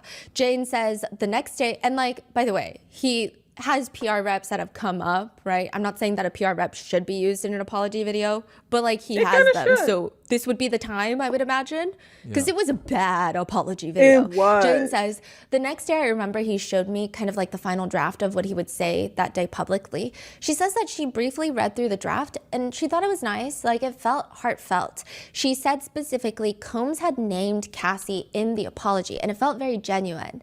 But apparently, that's not the final one that he posted, because she would previously tell the government that she was disappointed by his final apology that was ultimately posted because it didn't feel genuine, it didn't name Cassie, it was not the one that she read. Now, this is where things get suspicious, okay? Around the time of this conversation that Prosecutor Comey is having with Jane, Mark Agnifilo wants a sidebar. And he's telling the judge, I think we're headed into privileged territory. So privileged territory is any conversation between a client and their attorney. So even if you are subpoenaed to the stand, the prosecutor, the defense, they can't say, what were you talking to your attorney about? No, I know why. So he could not name Cassie for legal reason because that's an admission of guilt, even though we all saw the video. But I think that it's like really bad for lawyer whatever reasons. I think that's probably because of that. Even though it's kind of dumb because he apologized because the video came out. But anyway, I think that's probably why. That's privileged. You cannot ask. He said this is privileged. So how much information exactly is Jane privy to? He says it's privileged because he was the one that told Sean Combs he cannot put Cassie's name in the apology. There you go. Because you have a potential grand jury witness. Yeah. You cannot name her in this video. So he took out Cassie's name. But he told it to Jane. It seems like it. And that leaves a huge door to everyone of how much information was Jane actually privy to that she cannot talk about on the stand because it's privileged information. Like, how much is she withholding because of that? Okay, what does that even mean? Exactly. We don't know how much more information that she cannot talk about, what experiences she cannot share. Like, we don't know. It's just weird. I think this just adds to the weirdness of the fact that Sean Combs is paying for her attorney. She's met with his attorneys up until April. Like, I'm sure lots of privileged conversations have been taking place. Yeah. So when Mark brought that up to the judge, right? Yes. What did they come out of it? Do they continue this conversation? Did they stop it? The judge was like, good point. Comey was like, I wasn't even really aware, but like, I'm not going to ask further questions about it anyway. So I'm just going to move on to the next topic. So then they just kind of breezed past it. But everyone who read that sidebar, like even the next day, the press pews are like, because that's weird. Yeah. It's just opening this big door of like, what else? We don't know. We'll never know. As for why she stayed with Combs, Jane explains to the jurors that Combs convinced her that Cassie was the one that was violent after this hotel footage. He called her a, quote, hitter, and that this was the one and only time that he had been physically violent with her. Now, a lot of people, I have seen a lot of people having a hard time believing that part. I think it's weird because, like, how do we even know what anyone's thinking? But I've heard people saying it doesn't make sense that anyone could fall for a lie like that because the assault footage was so brutal. It's hard to believe this was someone's first time assaulting Cassie. Like, it's hard to believe that this was Sean Combs' first time assaulting Cassie. Yeah, because, I mean, for us, we've seen photos of Cassie from decades ago, right? Yes. So Jane hasn't. They're saying, how would Jane even believe that? Yes, but I just feel like everything Jane has said thus far, I feel like she really trusts him. I don't know how else to put it. It's obviously a very toxic dynamic. I would personally think it's a very abusive dynamic, but that's up to the jurors to decide by the letter of the law if it's trafficking by coercion. But it's just, I could see her believing it. I could totally see her believing it. I don't know why people are questioning her. Jane believes him until January 18th of 2024. Now, Sean goes over to Jane's house. He had just gotten back from this family trip to Utah with his kids, which was vlogged, by the way. Like, that vlog is up on the internet. It was so fascinating to watch. That's the vlog that I was showing you. One more time, who vlogged that? Quincy. Oh, family vacation! Oh, my goodness. Now, Jane did not believe that there would be any entertainers coming that night to Jane's house that Sean is coming. It's just them reconnecting because he just got back from this family trip. So she puts on this long brown dress, pours champagne for them, opens up the back patio. They're having a good time. And then Jane has this sneaking suspicion that Combs had brought a girl out to the Utah trip. She starts asking him if that girl was there. And Jane says, I was making an assumption that he was with another woman and it just really angered me. Like, I think at this point in our relationship, I just was bottling up a lot of resentment and anger towards him. The woman that Jane believes is on the family trip in Utah is someone that is 25 years younger than Sean, which rubs her the wrong way, and she calls him a pedophile. Now, this woman is of age, but she's just calling him a pedophile. She says, I just remember calling him a pedophile. I said, if a girl can't buy her own drinks, what makes you attracted to her? Jane says he bent over like he was about to tie a shoe, and she banged his head on the kitchen counter. Pushed his head on the kitchen counter. Not hard enough that she said that she didn't see injuries later that night, but she did give it a good push. She gets up and she starts throwing candles everywhere. I started taking all the candles and started throwing it. I started taking all the glass and I started throwing it. She said she was very angry with Sean Combs. She says, it was a built-up mix of everything that I was angry and hated him for it in the moment. She's throwing the candles, screaming, I hate you. She doesn't recall any glass hitting him, but she does recall wax on him, on his clothing. What did Sean say in response as you were throwing things at him? Maureen Comey is asking. I can't recall, but I think he was probably cursing and calling me crazy. Jane then runs into the master bedroom and locks herself in there. I just remember he was just calling me f***ing crazy and that I put my hands on him and I just wanted to close the door behind me and I was just like, just leave, just leave, just leave. What happened after you locked the master bedroom door? He kicked it open. Who kicked it open? Sean. Where did you go after Sean kicked open your locked master bedroom door? I went into the master bathroom. She says that she runs into the bathroom, he kicks in that door, she runs into the closet, he kicks down that door, she runs out the closet and starts running out of the house. When you say kicked it down, do you mean literally off the hinges or just open? Literally off the hinges. Whoa. The jurors are like furiously taking down notes. Sean kicked me from the back of the thigh, and then I fell down on my butt, and then he picked me up in a chokehold and choked me. He like lifted me up and I couldn't breathe. I was on my tippy toes. I remember he came up behind me and just squeezed my neck in between his arms, and I just remember just grabbing his arm, and I couldn't even touch my neck. It was so tight, and I was on my tippy toes, and I thought that I was gonna pass out.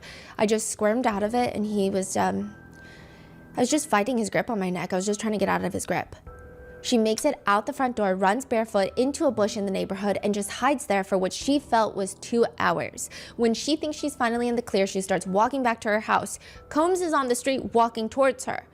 I was scared, but I was just quiet. I just kept walking back to the house because I didn't want to wake the neighbors up and cause a scene. She hides in the guest bedroom. He kicks that door in too, and once he gets in, all she remembers is, quote, I just remember there was just more glass throwing, candle throwing. This whole part of the testimony, Combs is just staring at the desk like someone etched into the wood a secret message, like perhaps the nuclear codes. Like he's looking at this desk like something interesting is happening on it. Jane explains that they end up outside the patio, and Jane punches Combs near the temple and forehead. He punches her back twice on the forehead. She makes a run for it deeper into the backyard, which I'm assuming is fenced, so she doesn't really have many options right now. She curls up into a ball and just tries her best to cover her head. Combs comes after her and, quote, he started punching my head, he started kicking me, he started saying all kinds of things and just kept punching. He's screaming at her, quote, that I was trying to take him away from his kids and his family. After he's done kicking her, Jane says he grabs her by the arm and hair and just starts dragging her back into the house. Jesus. Tenny Garagos looks over, eyes wide, at Sean Combs, because she's sitting at the defense table. This is during the direct testimony. And she looks at Sean Combs, and we're just like, ma'am, he's not going to do anything. He can't even nod at the jury. The judge is going to get mad at him. Then she turns to Mark Agnifilo, like wide-eyed, like, and he's not doing anything either. And I'm just curious, like, what was so shocking in this line of questioning? Maybe she didn't So it's know about interesting, that. like, that she had that big of a reaction. But she didn't object. But she would have likely objected, but she didn't. So I don't know. What is it, Why? the answer? I don't know. Now, regardless, Jane goes on to explain that he drags her back into the house, calling her fucking crazy.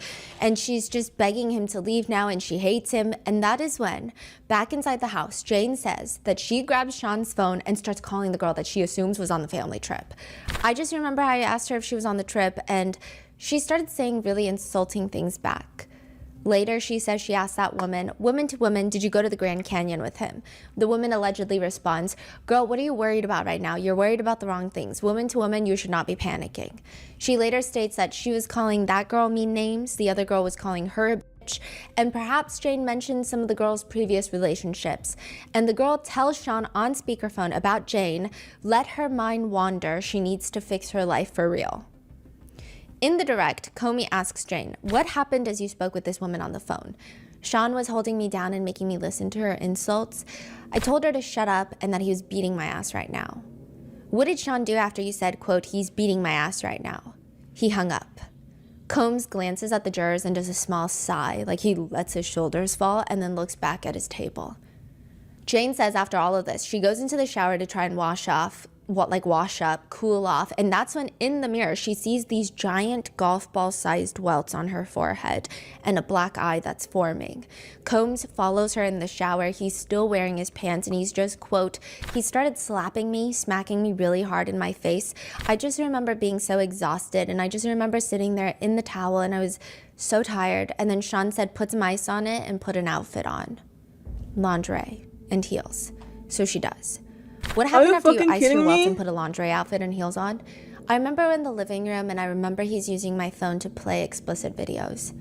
Then he starts texting one of the entertainers on her phone, and he tells her, he said, because we're not going to end the night like this. He said, because we're not going to end the night like this. Like, this is not how it's going to end.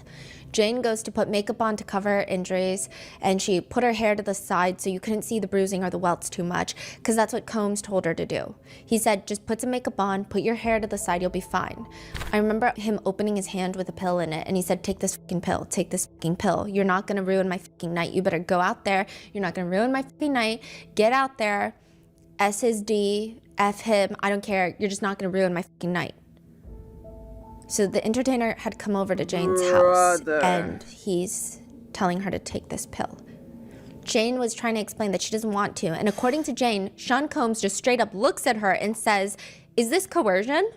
They get back into the bedroom, and Jane starts trying to be polite to the entertainer who is now there, in which Jane says that she had to perform oral activities for, quote, it just felt like forever. And Combs is just watching. He's not self-pleasuring, he's just watching. Jane can barely testify through this whole story in between her sobs. Her hair is just like fully covering her face. It's almost like she's trying to shield herself away from Sean Combs. I just felt sick. I just felt like I wasn't even in my own body. I just felt disgusted. I just felt terrible. Afterwards, Sean Combs gets picked up by a security and just leaves. What did you do after Sean left? I remember I just laid down and I just started crying and crying. I just cried until I fell asleep. The defense will later use this entire testimony, this incident, and at least in my opinion, it seems like they try to make it appear that Jane Doe, unprompted, unprovoked, physically assaulted Sean Combs, trying to get him to physically assault her back, almost like a setup. Like, really? They infer that after seeing Cassie's lawsuit, it's almost like she wanted similar things after the hotel video came out because she could prove DV. Bruh. They say the timing is strange. Right. They say that there had never been any elements of DV in their relationship prior to this moment, which it's kind of giving victim blaming, is it not? It's giving she started it. So in a sidebar, that's what Maureen Comey's saying. Like, Your Honor, they're literally victim blaming. And the defense team says, we are not victim blaming. Yes, you are. I just want to say that out loud. We wouldn't victim blame. And No. That's a fucking lie. They've been victim blaming every single fucking person that's testified against Diddy. Well, you stayed. Well, why didn't you leave? Well, you didn't actually get assaulted. Like, you're lying about this. You actually wanted this to happen. They've been victim blaming the whole fucking time. Victim blaming is their defense because they have nothing else. They have to victim blame and make every single one of these women look like a gold digger and a fucking whore who deserved it. That's what they've been doing the whole fucking trial. What do you mean they're not victim blaming? Like, bruh, this is so fucking stupid. Not victim blaming. She is writing a letter on behalf of Sean Combs to get him into a domestic violence program. So he was trying to get in. They wouldn't let him into this program. So she was going to write a letter on his behalf. And it's significant that when she slams his head on the counter and beats him up, I'm not saying that means he has to fight back, but that the vulnerability and all of the things that would lead up to that moment are relevant. And the judge asks, why is this relevant? Because Comey has already argued that this is straight up victim blaming. She says, Your Honor, the only relevance I'm hearing is to suggest that Jane should have known better that she was poking a violent man. And when she started the fight, she was putting herself at risk of being assaulted. That is victim blaming. That is suggesting that she was asking for it. That is suggesting she brought this violence upon herself and somehow it is justified, which finds no basis in the law whatsoever.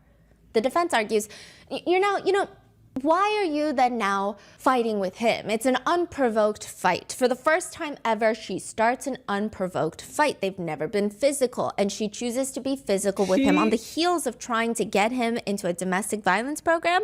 I don't know why she did that, but she did it. I mean, we know why she did it. She snapped after fucking years of abuse and feeling disrespected, unloved, mistreated, being extremely conflicted about her own fucking feelings towards her own abuser. She snapped. Like, that's what this is. It didn't came out of nowhere. She didn't just like one day decided to punch this man out of nowhere. It's fucking years. She put all that anger and finally, for the love of God, she finally punched this man. After years of abuse. Why are they acting like this is something that, like, just in the spur of the moment, she felt like she wanted to abuse him? Like, I feel like anybody with two brain cells can understand that it wasn't really, like, it was spontaneous, but it wasn't like, oh yeah, if I hit him, it's gonna hit me. Like, nobody fucking wants to have to go through domestic violence, especially what she's telling.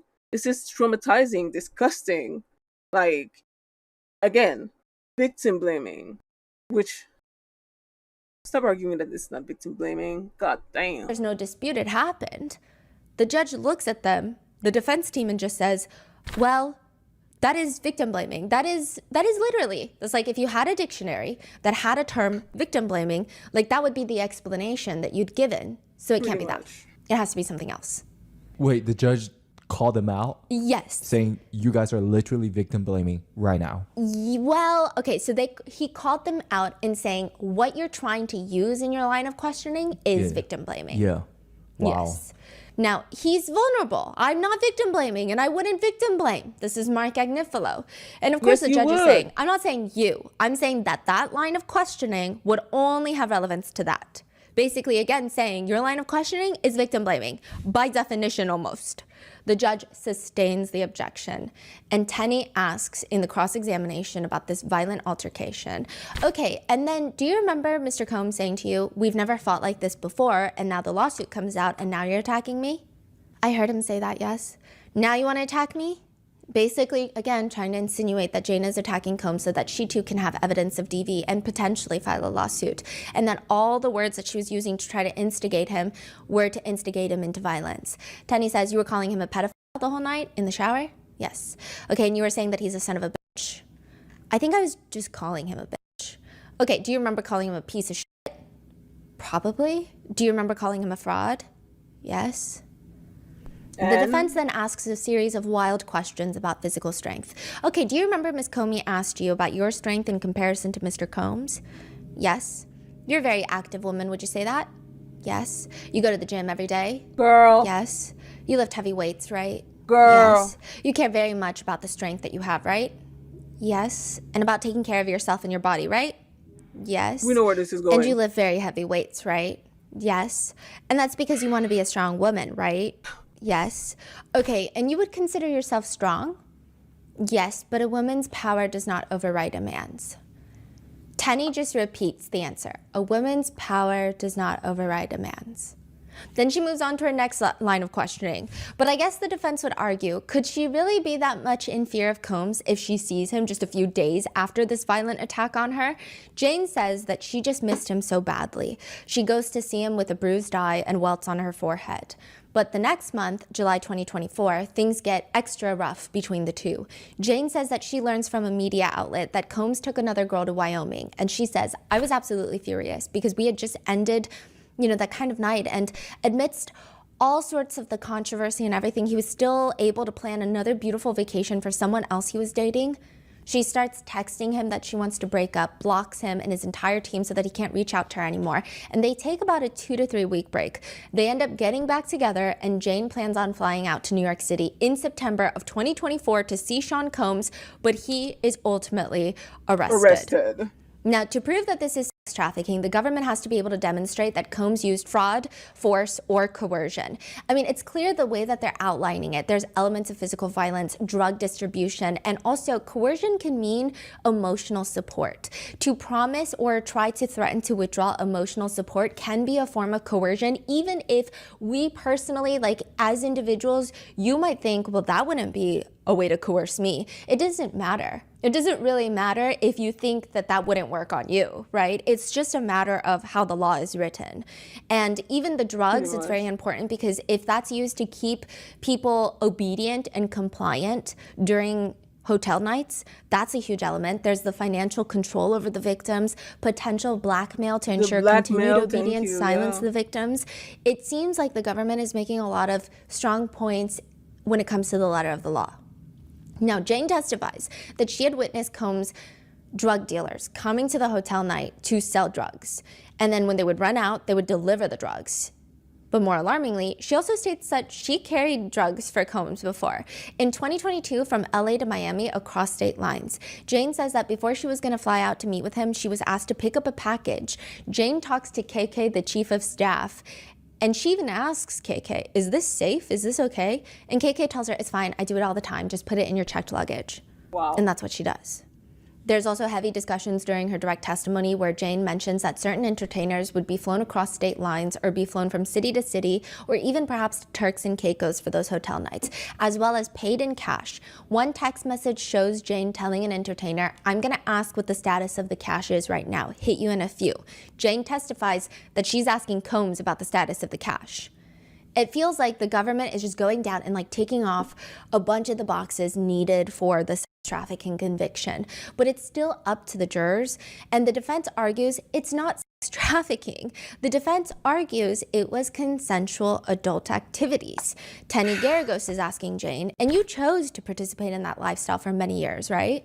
I would say that my choices were made under a lot of emotional pressure due to my relationship, aka coercion. But Tenny is asking Jane, why though? Why did you continue to participate in such a lifestyle if you don't like it?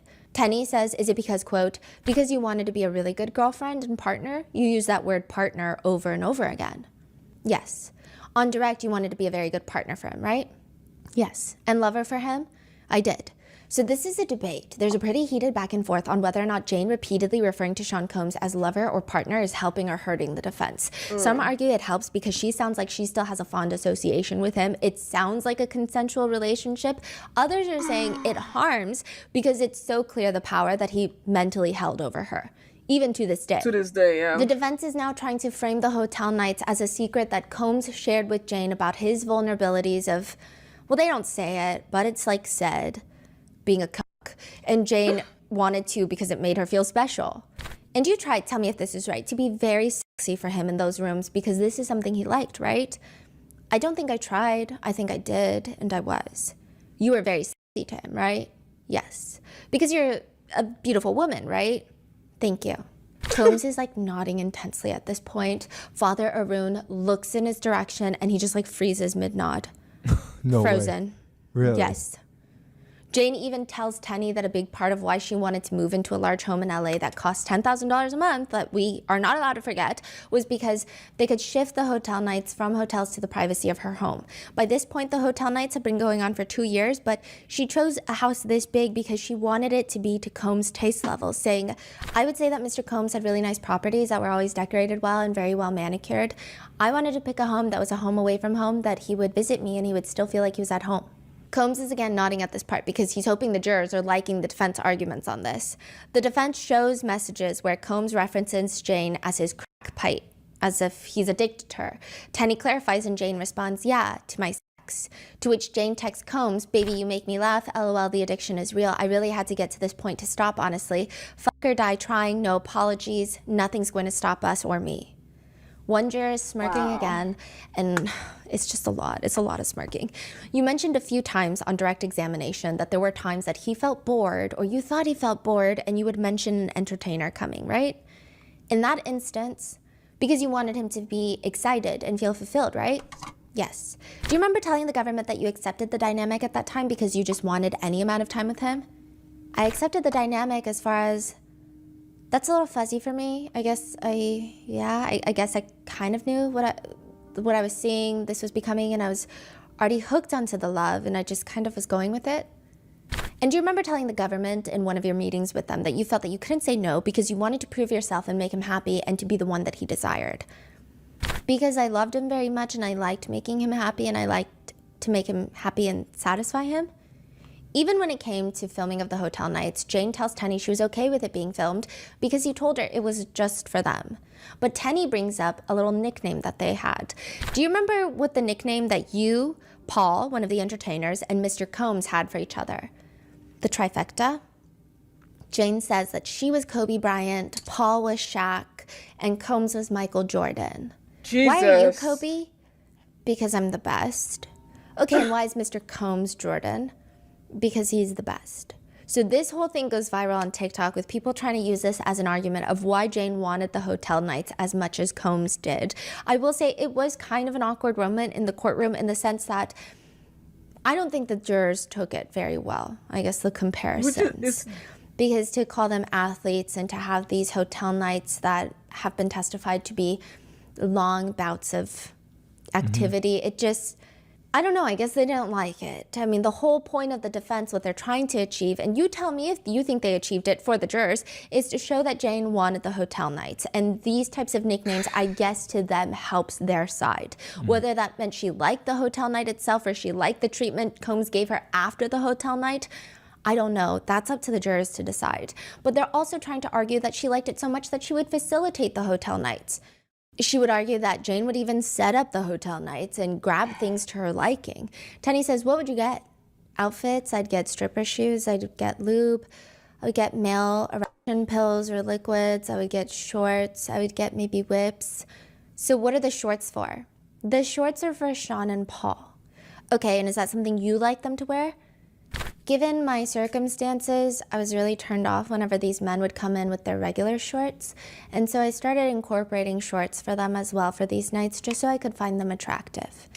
And Mr. Combs would wear matching shorts with the entertainers? Yes. Now, Combs has his hand on his chin and he's just like shaking his head no. Like, I can't tell if this is, how could you be so disgusting and sexual, or like, this is wrong, that's not why you didn't get the shorts. I don't know. Honestly, it seems more like the first one. That makes a little more sense because purity culture is like specifically only for women apparently. But Tenny pushes on. Tenny confronts Jane with more text messages. She's referencing a text Jane sends Combs. The next page you say, you did say you wanted to go apeshit, LOL, right? Jane looks straight at Tenny. Yes, I loved pleasing my partner. You loved pleasing him, right? I do. Someone in the gallery does a little snort. Again, I'm not sure if it's related or not. Meanwhile, I think a juror is like fully falling asleep. Everybody likes I don't know if they partner. are, but like they kept their eyes downcast, and it's hard. I will say it's really hard to tell if a juror is falling asleep or taking notes, because when their eyes are down, like you don't see where a lot of their notepads are. So a lot of the times they will just be taking notes. But like this one particular moment, like when they would open their eyes, it just looked kind of like nappy eyes. Like, you know, when you just wake up from a nap and they're kind of glazed over. I can't tell. I would fall asleep and too. there's so much going on in this cross-examination. For example, what, 12 hours, 8 when hours a all day? of this blows up, when Sean Combs is about to get arrested, there are other things that the public never knew about. For example, Jane gets a call from one of the entertainers and he tells her, I am about to put our video on the dark web. What? And she starts freaking out, like, what do you mean? And he explains to her, one time, Sean Combs had taken his phone, thinking it was either Jane's or Sean Combs's phone. But he had taken the entertainer's phone and filmed 30 minutes of a hotel night. Oh, no. And this man is now threatening to put it on the dark web, specifically the dark web, that's what he's saying, unless he is paid $10,000.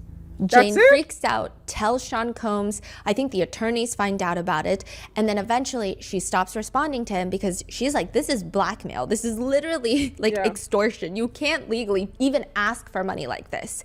So she's freaking out, and then that man calls back, and they find out that this video, this 30-minute video, was sold to a major news organization, a media company.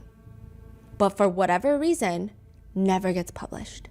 Yeah, they probably know how bad this could be. But the public finds out during this testimony. Really? Whoa. Like, we didn't even what, know this was happening. It's a cool news. But it's interesting, and so people are like, what media organization? Like, that's what we want to know. Yeah. Tenny goes on to ask about another time that Jane had organized for two men to meet with them for a hotel night. You suggested two men coming to the room, right? Unfortunately, yes. Something that you organized, right? Under my circumstances, it was something I suggested and something I organized, yes. Tenny brings up a text message that Jane had sent to Combs previous to all of this, where she's very upset that Combs had taken young Miami on a birthday trip. And she says, and your circumstances were that he was with Carisha for her birthday, and you told him, quote, get your ass back to Miami, otherwise you don't get a hotel night, right? My circumstances were my options in this relationship was that I had to adjust, which was if I see him, there's a request for a hotel night, so I'm just adapting to my circumstances. I'm adapting to my environment. So there are moments where I suggest and organize things under the pressure of my lover.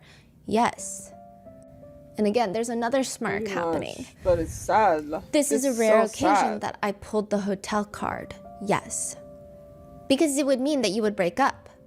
No, because it would mean that I'm sitting here across from somebody with this unspoken pressure, and this is my option and my dynamic of my relationship. So either I accept it, or I would be faced with some sort of agitation or another option where it still leads me to a hotel night. She says, I really didn't feel like I could say no. And so a huge part of this trial has been like, how much do undertones play a role in coercion? And I think it's so true, because I think a lot of people think that coercion means, hey, if you don't do ABC, I'm gonna do DEF. But a lot of the times it's like, it's said, it's implied, but it's not said. Yeah. But the defense is trying to argue, but it's not said, is it?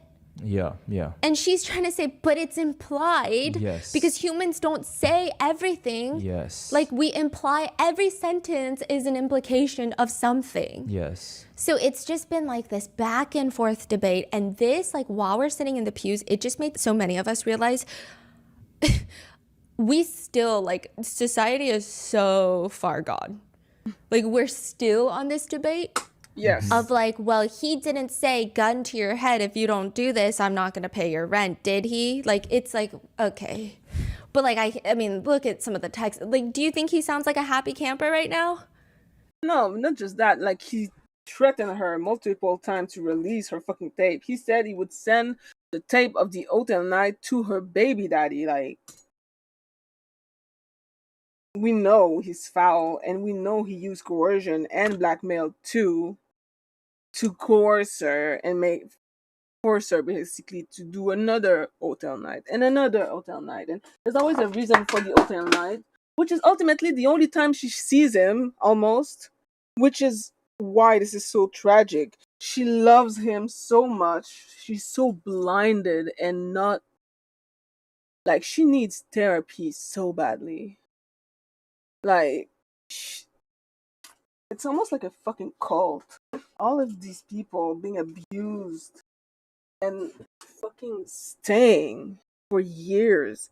His assistant, his other assistant, his stylist, all of his girlfriends, they all stayed despite the fact that he was abusing them for fucking years. Like, this is crazy. From an outsider perspective, you're like, bitch, I would have never stayed. I'm obviously not in none of these people's shoes. But it is very, very sad to feel like these people were mentally so not rationally thinking that they would stay with a man like this and always come back whenever they finally manage to leave. Like, it's tragic, but also I feel like it's a very good indicator of the kind of power that he holds over these people's lives. Because it's not just if it was one person it would be less bad. It's the fact that it's multiple. There's a fucking pattern. There's a pattern with him and the way everybody in his team treats him, like, and enables him and stick with him. This man is literally like a fucking cult leader. It's insane. It's crazy. There's other parts where Tenny brings up how they were going to go to like the Nobu Hotel, or they were staying in the Nobu Hotel. They were going to go to the Nobu sushi restaurant to eat dinner. And Jane had asked Sean Combs, can we please go somewhere else? She was saying, like, the insinuation felt like we're just going to stay inside this hotel and it's going to lead to a hotel night. Like, she just wanted to leave the hotel building, go on a proper date, not just like dinner downstairs, go back up to the hotel room. Tenny's like, okay, then you said that when he asked you at Nobu whether there would be entertainment, you also basically reacted like nothing, right? I was just going along with my lover was proposing to me, yes. You accepted it, you said, right? I just complied with it. And you felt that these hotel nights really put him at peace, right? Yes. And that's why you did them, right? Yes. Because you felt that they brought him peace, right? Yes. And that you being there with him helped him bring that peace, right? Yes. Okay. And the jurors also hear another audio clip of Jane talking to Combs, telling him, I take accountability for participating in these nights with you. I should have known I was never going to get a trip after the first year. I just feel stupid about myself. So the defense is trying to say, so you just wanted to go on vacations, right? Ugh. Basically. What? Yeah, like they were using some very interesting arguments at certain points. Jane tells the defense that she tried to get these hotel nights to stop by giving Sean hints that she didn't want to do this anymore, telling him that her stomach hurt, that she was hungry, or she would sigh. And Tenny asks her, and your excuse would be, I'm hungry, right? Yes. And when you asked for food, he would get you food, right?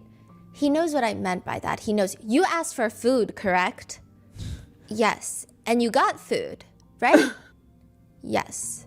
Which it just looks like Combs is clenching his jaw so hard not to smile. Like, that's what it looked like. Because you don't really see him clench his jaw like that. Usually his mouth is slightly agape. It's argued by the defense that Jane even purchased a mobile TV for him, like one of those LG TVs that you can roll around the house. She got him that for his birthday so that they could have movie nights together for his birthday, aka nights where they would watch the hotel night footage that they filmed. But Jane states that she only did that because she thought if they have a movie night, then they don't have to have an actual hotel night, and this would be the activity. During her direct, she testified she did, in fact, surprise Combs with a hotel night or two because that was what was expected of her, which is, again, similar to Cassie's testimony. Comey is asking her, and you said you could read between the lines. What do you mean by that? I mean, he didn't have to tell me directly, specifically tell me to do things. If he said things like, I can't wait to see what you have planned for me, or something along those lines, I just knew what task was being asked of me. Oh, wow. Meanwhile, Combs is just sitting with his entire cheek in his palm like a pouty child, like opposite energy of cross-examinations. But during the cross, Tenny brings up that Jane even suggested to Combs that for a Valentine's Day celebration, they would have two men in the room at the same time. Tenny asks her, was Mr. Combs excited when he heard about that? Yeah, he was. And you proposed this idea, just a few days earlier, you said that you did not enjoy the hotel night that you had on your birthday, right? Yes. Which a few of the jurors look like, I guess they turn away from Jane at this point. On one occasion, while high on drugs, Jane promises Combs an all-star party. She describes it as an all-star party, and this fantasy talk just coming out of my mouth. I was just saying that I would invite the top 3 or 4 guys and bring them all in one night. Comey asks her, why did you say that?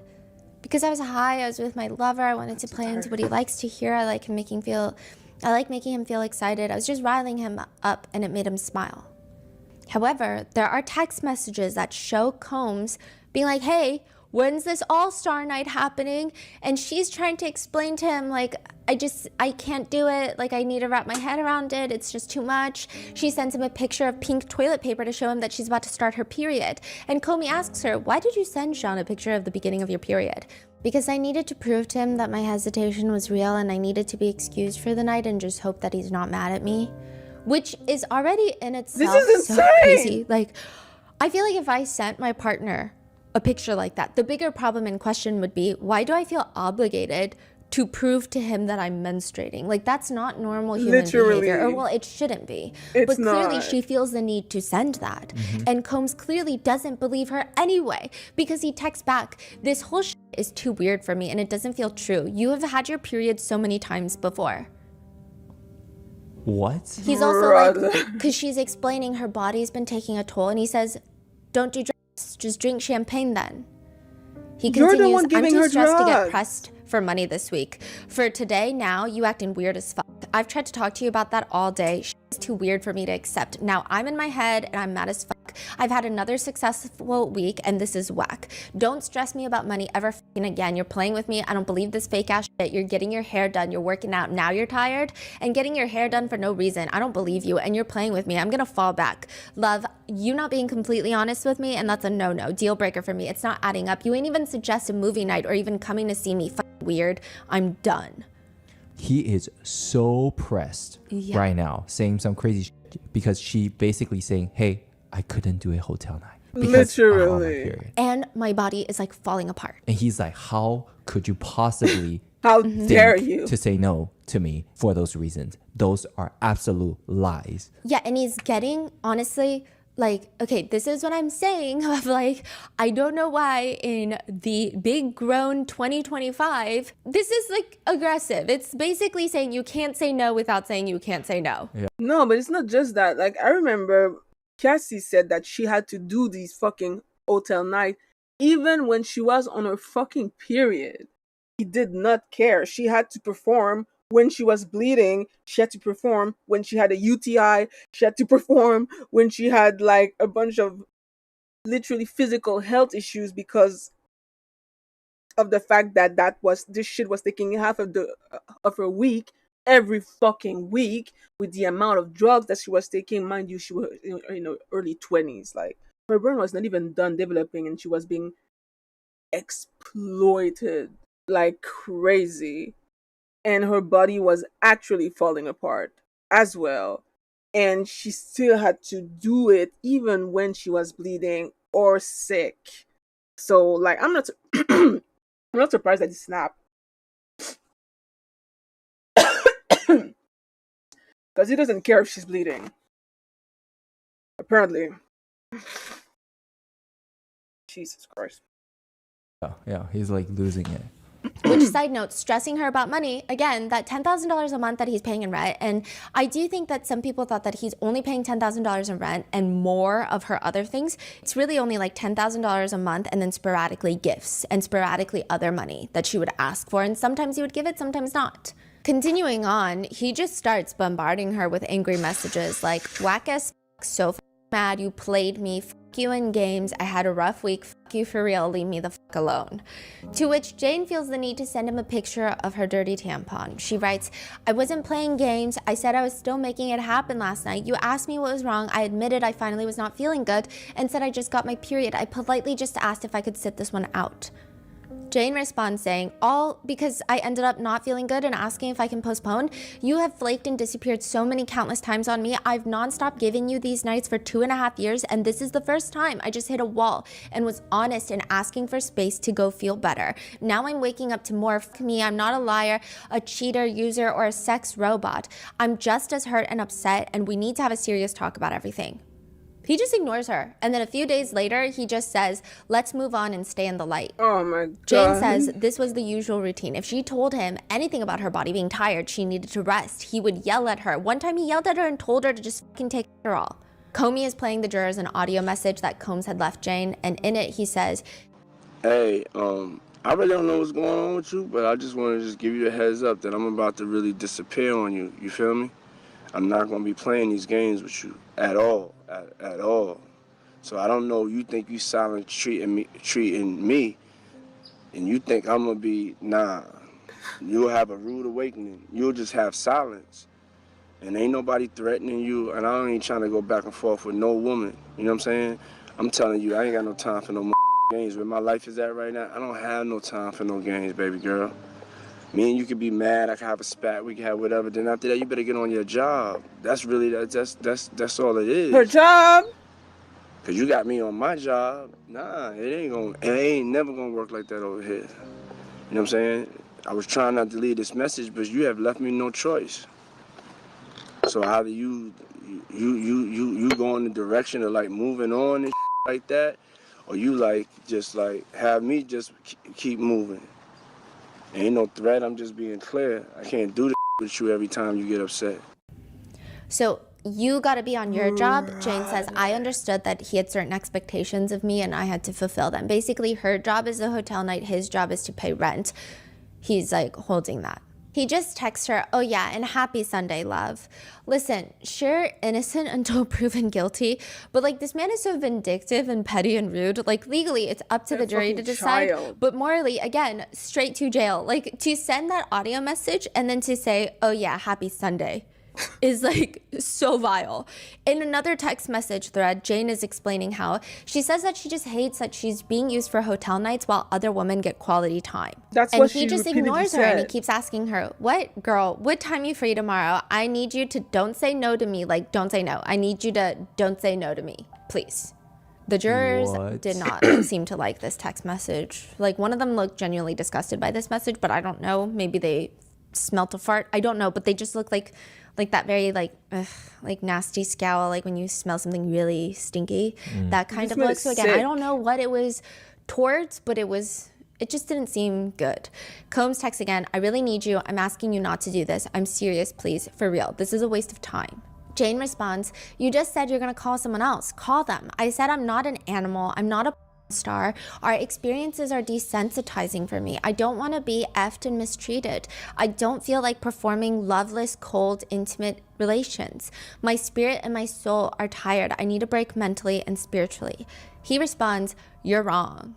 I don't even know what that About means. what? She also states that 3 years of hotel nights put her in a constant state of brain fog, especially because of the drug usage, so she was unable to really focus or even work on her business. So there's clearly copious amounts of times where Jane expresses to Combs throughout the years that she does not enjoy these hotel nights. And the defense, they don't really want to focus too much on that. They just want to focus on the hotel nights happened. Sometimes she planned them, sometimes she organized them, and also she was receiving money. The defense says, you were just asked by Ms. Comey during the direct whether you would give up all the things Mr. Combs gave you if you didn't have to do any of this, right? Right. You were not willing to give up your home though, right? There's a very long pause where she says, that's where me and my child live. That's a very hard question to answer. Combs is like doing the most. He's nodding his head. Okay, you receive, I think you testified, almost $5,000 a month in child support, right? Yes. Okay, and your child's father is a very, very wealthy individual at the top of the entertainment industry, right? Yes. Okay, and how much do you make per month now from OnlyFans? It varies. Do you make over $10,000 a month? Yes. Okay, and so you have the financial ability to pay for this home yourself, right? I'm catching up on 3 years of debt. Girl, wait a minute. If she makes $15,000 a month as a single mother, and her rent alone is $10,000 a month in this economy, and she's living fucking LA. I mean, can she technically probably pay her rent herself? Yes, but $5,000 for the entire rest of the month, including grocery and childcare and probably her own care, because technically speaking, she's a performer, so she also needs to make sure that her body looks good for her OnlyFans and for this motherfucker. Like, nah, I don't know, bro. I'm not a fucking financial expert, but I feel like $5,000 a month is good. But it's also there. It's enough, maybe, probably, but it's not like she's not fucking rich. She's not like a fucking millionaire. A fucking $10,000 a month rent. Come on now. She probably can't pay it, but I mean, and the thing is, Diddy is also holding this house over her head. Like, she's the one, like, she will never be able to fully get rid of him as long as she lives there, unless she start making maybe $20,000 a month. Maybe then she'll be able to be free of him. But as long as she only makes 10K, which is a lot technically speaking, but 10K a month is not enough when your rent is 10K a month. I'm pretty sure that when it comes to budget, your mortgage or your rent isn't supposed to go over like I mean, idealistically speaking, your rent shouldn't be over like I think 45% of your income, something like that. I don't remember the math. But it shouldn't be like 2/3 of your fucking income. It's too much. Although most people pay 2/3 of their income in rent, which is why we're so fucking broke. Like, she will need to leave this house though. She needs to fucking move out of this house. If she needs to be free from him, she needs to move. Although, I don't know. Yeah, and her name is probably not even on the fucking mortgage too. Actually, I don't know that. I don't really care either, but even if it was or wasn't, she needs to move out. She probably won't though, because with a child, it's not that simple, probably. Like, he probably already has like his school and his friends and whatever in this specific area where she lives, and having to move all, I don't know. She's probably not that simple, and she's probably used to a certain lifestyle, but still, goddamn, she needs to move for real, because you can't be paying $10,000 a month like that when you don't make technically enough to pay. It's fucking crazy. Okay, how much is the most you've made per month on OnlyFans? $50,000. Oh. And this 3 years of debt that you're referencing, during those 3 years, Mr. Combs has sent you wires of over $150,000, right? Is that a healthy 3 years? Oh, so they're saying that Combs gave her $150K for the last 3 years? Yes. Is that like the total amount? I don't know I don't think that's including the rent because Surely the not. wires. I Okay, think so that's like on top of the rent. maybe. More, 10K maybe. a Okay. Yeah, month but also is he was like a 120K. billionaire at Yeah, one it point. doesn't sound like an impressive number for 3 years. You're talking about 50 grand a year for, Which yeah. again is a lot of money, but then you have to compare it to how much money he makes. Yeah. Yeah. I mean, I feel like personally, when I hear that, I'm more so like, okay, like Yeah. what point are we making here? And to so me? Jane is saying, is that a healthy 3 years? I'm asking you a question as to whether Mr. Combs has sent you over $150,000 during your 3 years with him. Yes. Did you want more than that? Does he think I'm worth more than that? Oof, I'm Jesus. asking if you wanted more than that. No. At this point, Combs is clenching his jaw for whatever reason, and again, it looks like he's suppressing a smile. Tenny tries to show the jurors that Jane liked a lot of things that were just in a very specific tax bracket, such as Jane not wanting to go to Nobu, again, that high-end sushi restaurant, because remember, she didn't want to just go downstairs for dinner, but Jane is saying, again, I just didn't want to go downstairs in the same hotel for dinner. And Tenny's asking her, is that an example of an undertone or subtle cue that you would send to him? That is a subtle cue to my lover and my partner, yes. But what you say is, maybe would you want to try something different? I've heard good things about Poppy Steak and Carbone, right? And Poppy Steak is a very nice restaurant in Miami, right? I wouldn't know. Tenny's arms are crossed and it just feels like things are getting tense again. Are you sure Poppy Steak is a very nice restaurant in Miami, right? So I've heard. It's owned by a luxury restaurateur, right? I'm sure it is. Because you've heard of it, right? I've heard of it, Where is yes. this going? And Carbone is another international Italian restaurant, right? I guess so. You knew of Carbone, right? I just wanted to recommend fine dining so that I could be romanced properly on my birthday. But again, they just kind of make it seem like she's just gold obsessed digger. with... It's just weird. Yeah, it's just, all of it's weird. I mean, what are The they defense- supposed to do? Go to McDonald's? Is the fucking billionaire A-list celebrity supposed to take her to McDonald's? I mean, honestly, it's kind of dumb, but like, if you're Diddy, you expect what is to him the bare minimum. It's not like he can't afford it. It's not like she's ruining him. She clearly isn't. So I don't. Ugh, come on now. Stupid. question. Argues that Sean Combs did not threaten to take away her house every time they broke up. They also argue that Jane absolutely did not need to go into debt trying to furnish her home or not work to put herself in a position where she financially depended on this man. And they also mention multiple times that Jane was 35 years old when she met Combs. So a lot of people on the internet believe really? this is a big factor in the sense that Cassie was 18, she was likely groomed, and she was financially locked in. So her work and Sean Combs were directly impacted, whereas Jane was not signed to like a 10-album record deal. But Jane argues because of all of this emotional baggage of the hotel nights and how it opened Pandora's box, it was nearly impossible for her to concentrate on work. It just wouldn't work.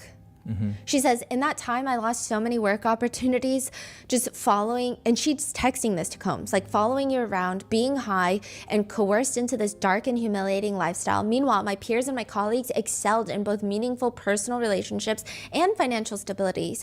Whereas in 3 years, I turned down work opportunities and healthy relationships to cater to all of your exhausting fetishes and needs. Comey even reiterates, asking her in the direct, how did you end up in debt when you were dating a millionaire who would send you thousands of dollars at a time sometimes? I feel that I wasn't working myself. I was almost kind of penny pinching, and with the house, I just wanted to make it look really nice for us, so I took on credit card loans in order to make the house cozy for us. Jane says he always held it over her head. Quote, I just hated being on my tippy toes, like the roof over my head was just gonna come off, like if I made him upset or anything. I just felt obligated to do what he wanted me to do. And so Jane's testimony has had mixed reactions. Some people on the internet are commenting things like, testifying on the stand while having an OnlyFans is diabolical. I'm not really sure how it's diabolical. Some people are saying she's no victim here. And just like Cassie, she volunteered and even paid for the hotel night they claimed to hate. They stayed due to greed and wanting this lifestyle. No. Others comment she did it for money. It's her decision and her responsibility that she feels awful after. It's a price you pay. Others are commenting adult decisions were made. Adult accountability is to be had. Another writes, so she basically only brought this situation to the light because she was jealous of Young Miami? Another says, baby, that's why all of them started talking, because they were jealous. It wasn't because they got peed on. They were not abused. It was because they were jealous of other women, period. To which someone comments back, y'all are disgusting. Jealousy didn't lead them there. Diddy's actions did. Y'all literally watch a video of Cassie being viciously beat, which, side note, she was viciously beat trying to leave a freak off. But you don't think that she was being abused? Countless photos and a video isn't enough? Like, It's crazy how even one text thread can have people feeling multiple different ways. For example, in one text thread, she tells Combs, you haven't stopped threatening me over the livelihood of me and my child. Go take your fucking meds and watch the rest of the shit you say to me. You got me fucked up. Fuck you and your fake apology. Combs responds, all good. She responds, match the 2 years like you said, and we're leaving each other alone. Don't call me, don't text me, I'm dead to you. Remember that before you call me. So she's saying match the 2 years and give me money for the 2 years that I spent with you. Combs responds, I'm super clear now. She responds, threatening me over the roof over my head ever since I fucking got here. You have me on constant pins and needles, and now I'm sick because of you. Leave me alone. I will. Let's just leave each other alone. You're fucking crazy for real. Everyone warned me. Now you went too far, baby girl. Wish me the best. And I'm not angry. I'm more surprised. But the beauty is we both don't have to do anything we don't want to do. Jane says, fuck you. You got me sick and now you threaten the house for the millionth time and you're mad at me about a grown-ass man. She was saying that Combs was mad at her about her child's father. Now, some people are using this to argue, she's scary. She's not backing down without a fight. She's cursing at him. She has power. She's a strong woman. Others are arguing, this woman was probably pushed to a breaking point. Literally. Which made her text these types of things. Like, it's not because she's an independent woman who can stand up for herself. Like, she had to be pushed here. Some argue the fact that she's angry should not be seen as she's any less of a victim. Victims can get angry. They don't have to be weak and soft all the time. What is so hard to grasp about such a concept? Is it really that nuanced? It's not that difficult to comprehend. Additionally, she probably felt like this because part of her feeling was that she wasn't a victim at the time. She probably felt like she wasn't a victim because she probably felt like, I'm doing this for my lover. literally. So she's trying to even cope mentally and maybe even her brain is protecting herself from realizing that she's being victimized in this situation. Yeah.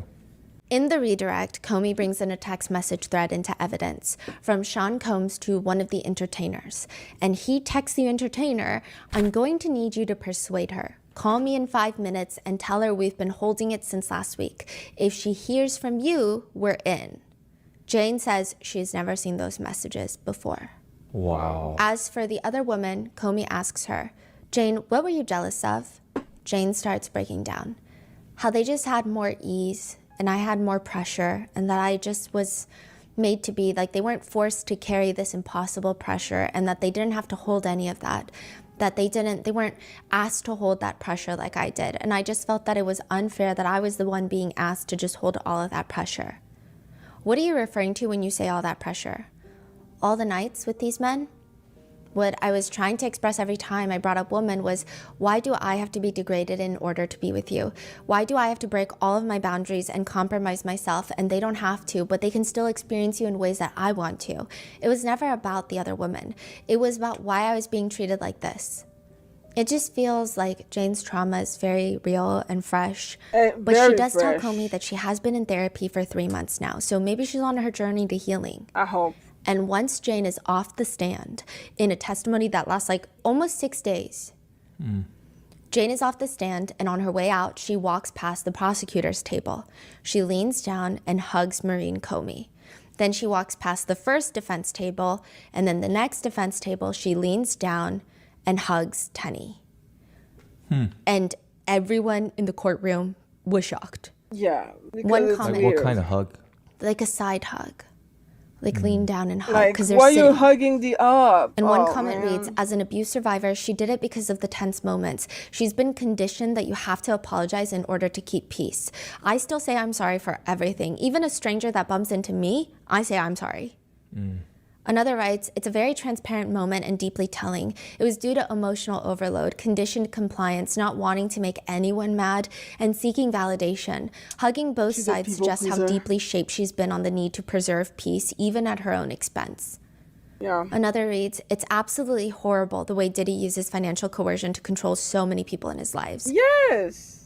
And that is the end of Jane's testimony. So I have one more episode on this case. We're going to be doing Kanye because there's so much lore, and he shows up, and he actually shows up in Jane's testimony. There's so much to that. And then I think it'll just be the verdict. The defense, it's very interesting. There's so many conspiracies about this, so let me know in the comments. The defense, when they first started, they were saying their defense case in chief could last like 4 weeks. We don't know. Then it went down to, okay, we think it's going to last maybe like a week or two. Then it went down to, it's probably going to last a week. And now the most recent update, Mark Agnifilo is saying it's probably going to be like a day or two. Oh. So they're only going to bring in like a handful of people even. I don't even think it's like a handful, maybe like 2, 3, 4. And they're like, we're done. Yeah, we're done. That's it. We're going to rest. And then they're going to do closing statements, and then it's going to be the verdict. So this case is actually wrapping up a lot quicker than we thought. I feel like we don't he's know gonna if that walk means free the for some defense is reason. so confident that the prosecutors did not provide their burden of proof, like they didn't meet the requirement, or if they really have nothing. No, they What have are your something thoughts? for sex trafficking. Leave it in the but comments. And with that being said, I will see you in the next one. What Be they safe. need is to bring in a fucking professional that will explain to the jury the different ways that sex trafficking is enabled and happens to someone. Because most of the victims of sex trafficking get trafficked by their fucking boyfriend or someone that they believe is their lover. So like,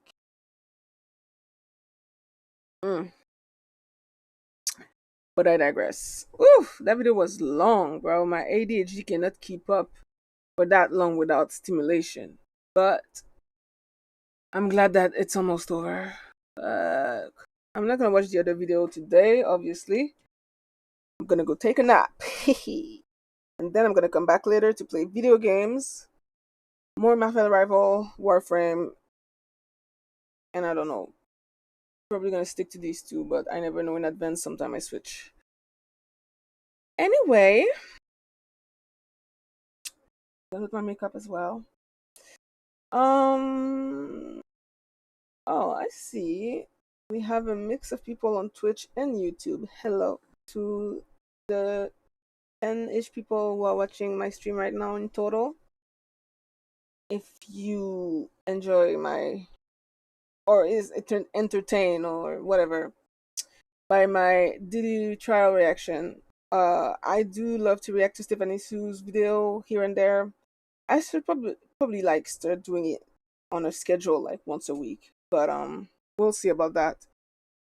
I do that a lot, and the rest of the time when I'm streaming, I stream video games. So feel free to subscribe and like and comments. And that's pretty much that. I will come back later for something less depressing, maybe.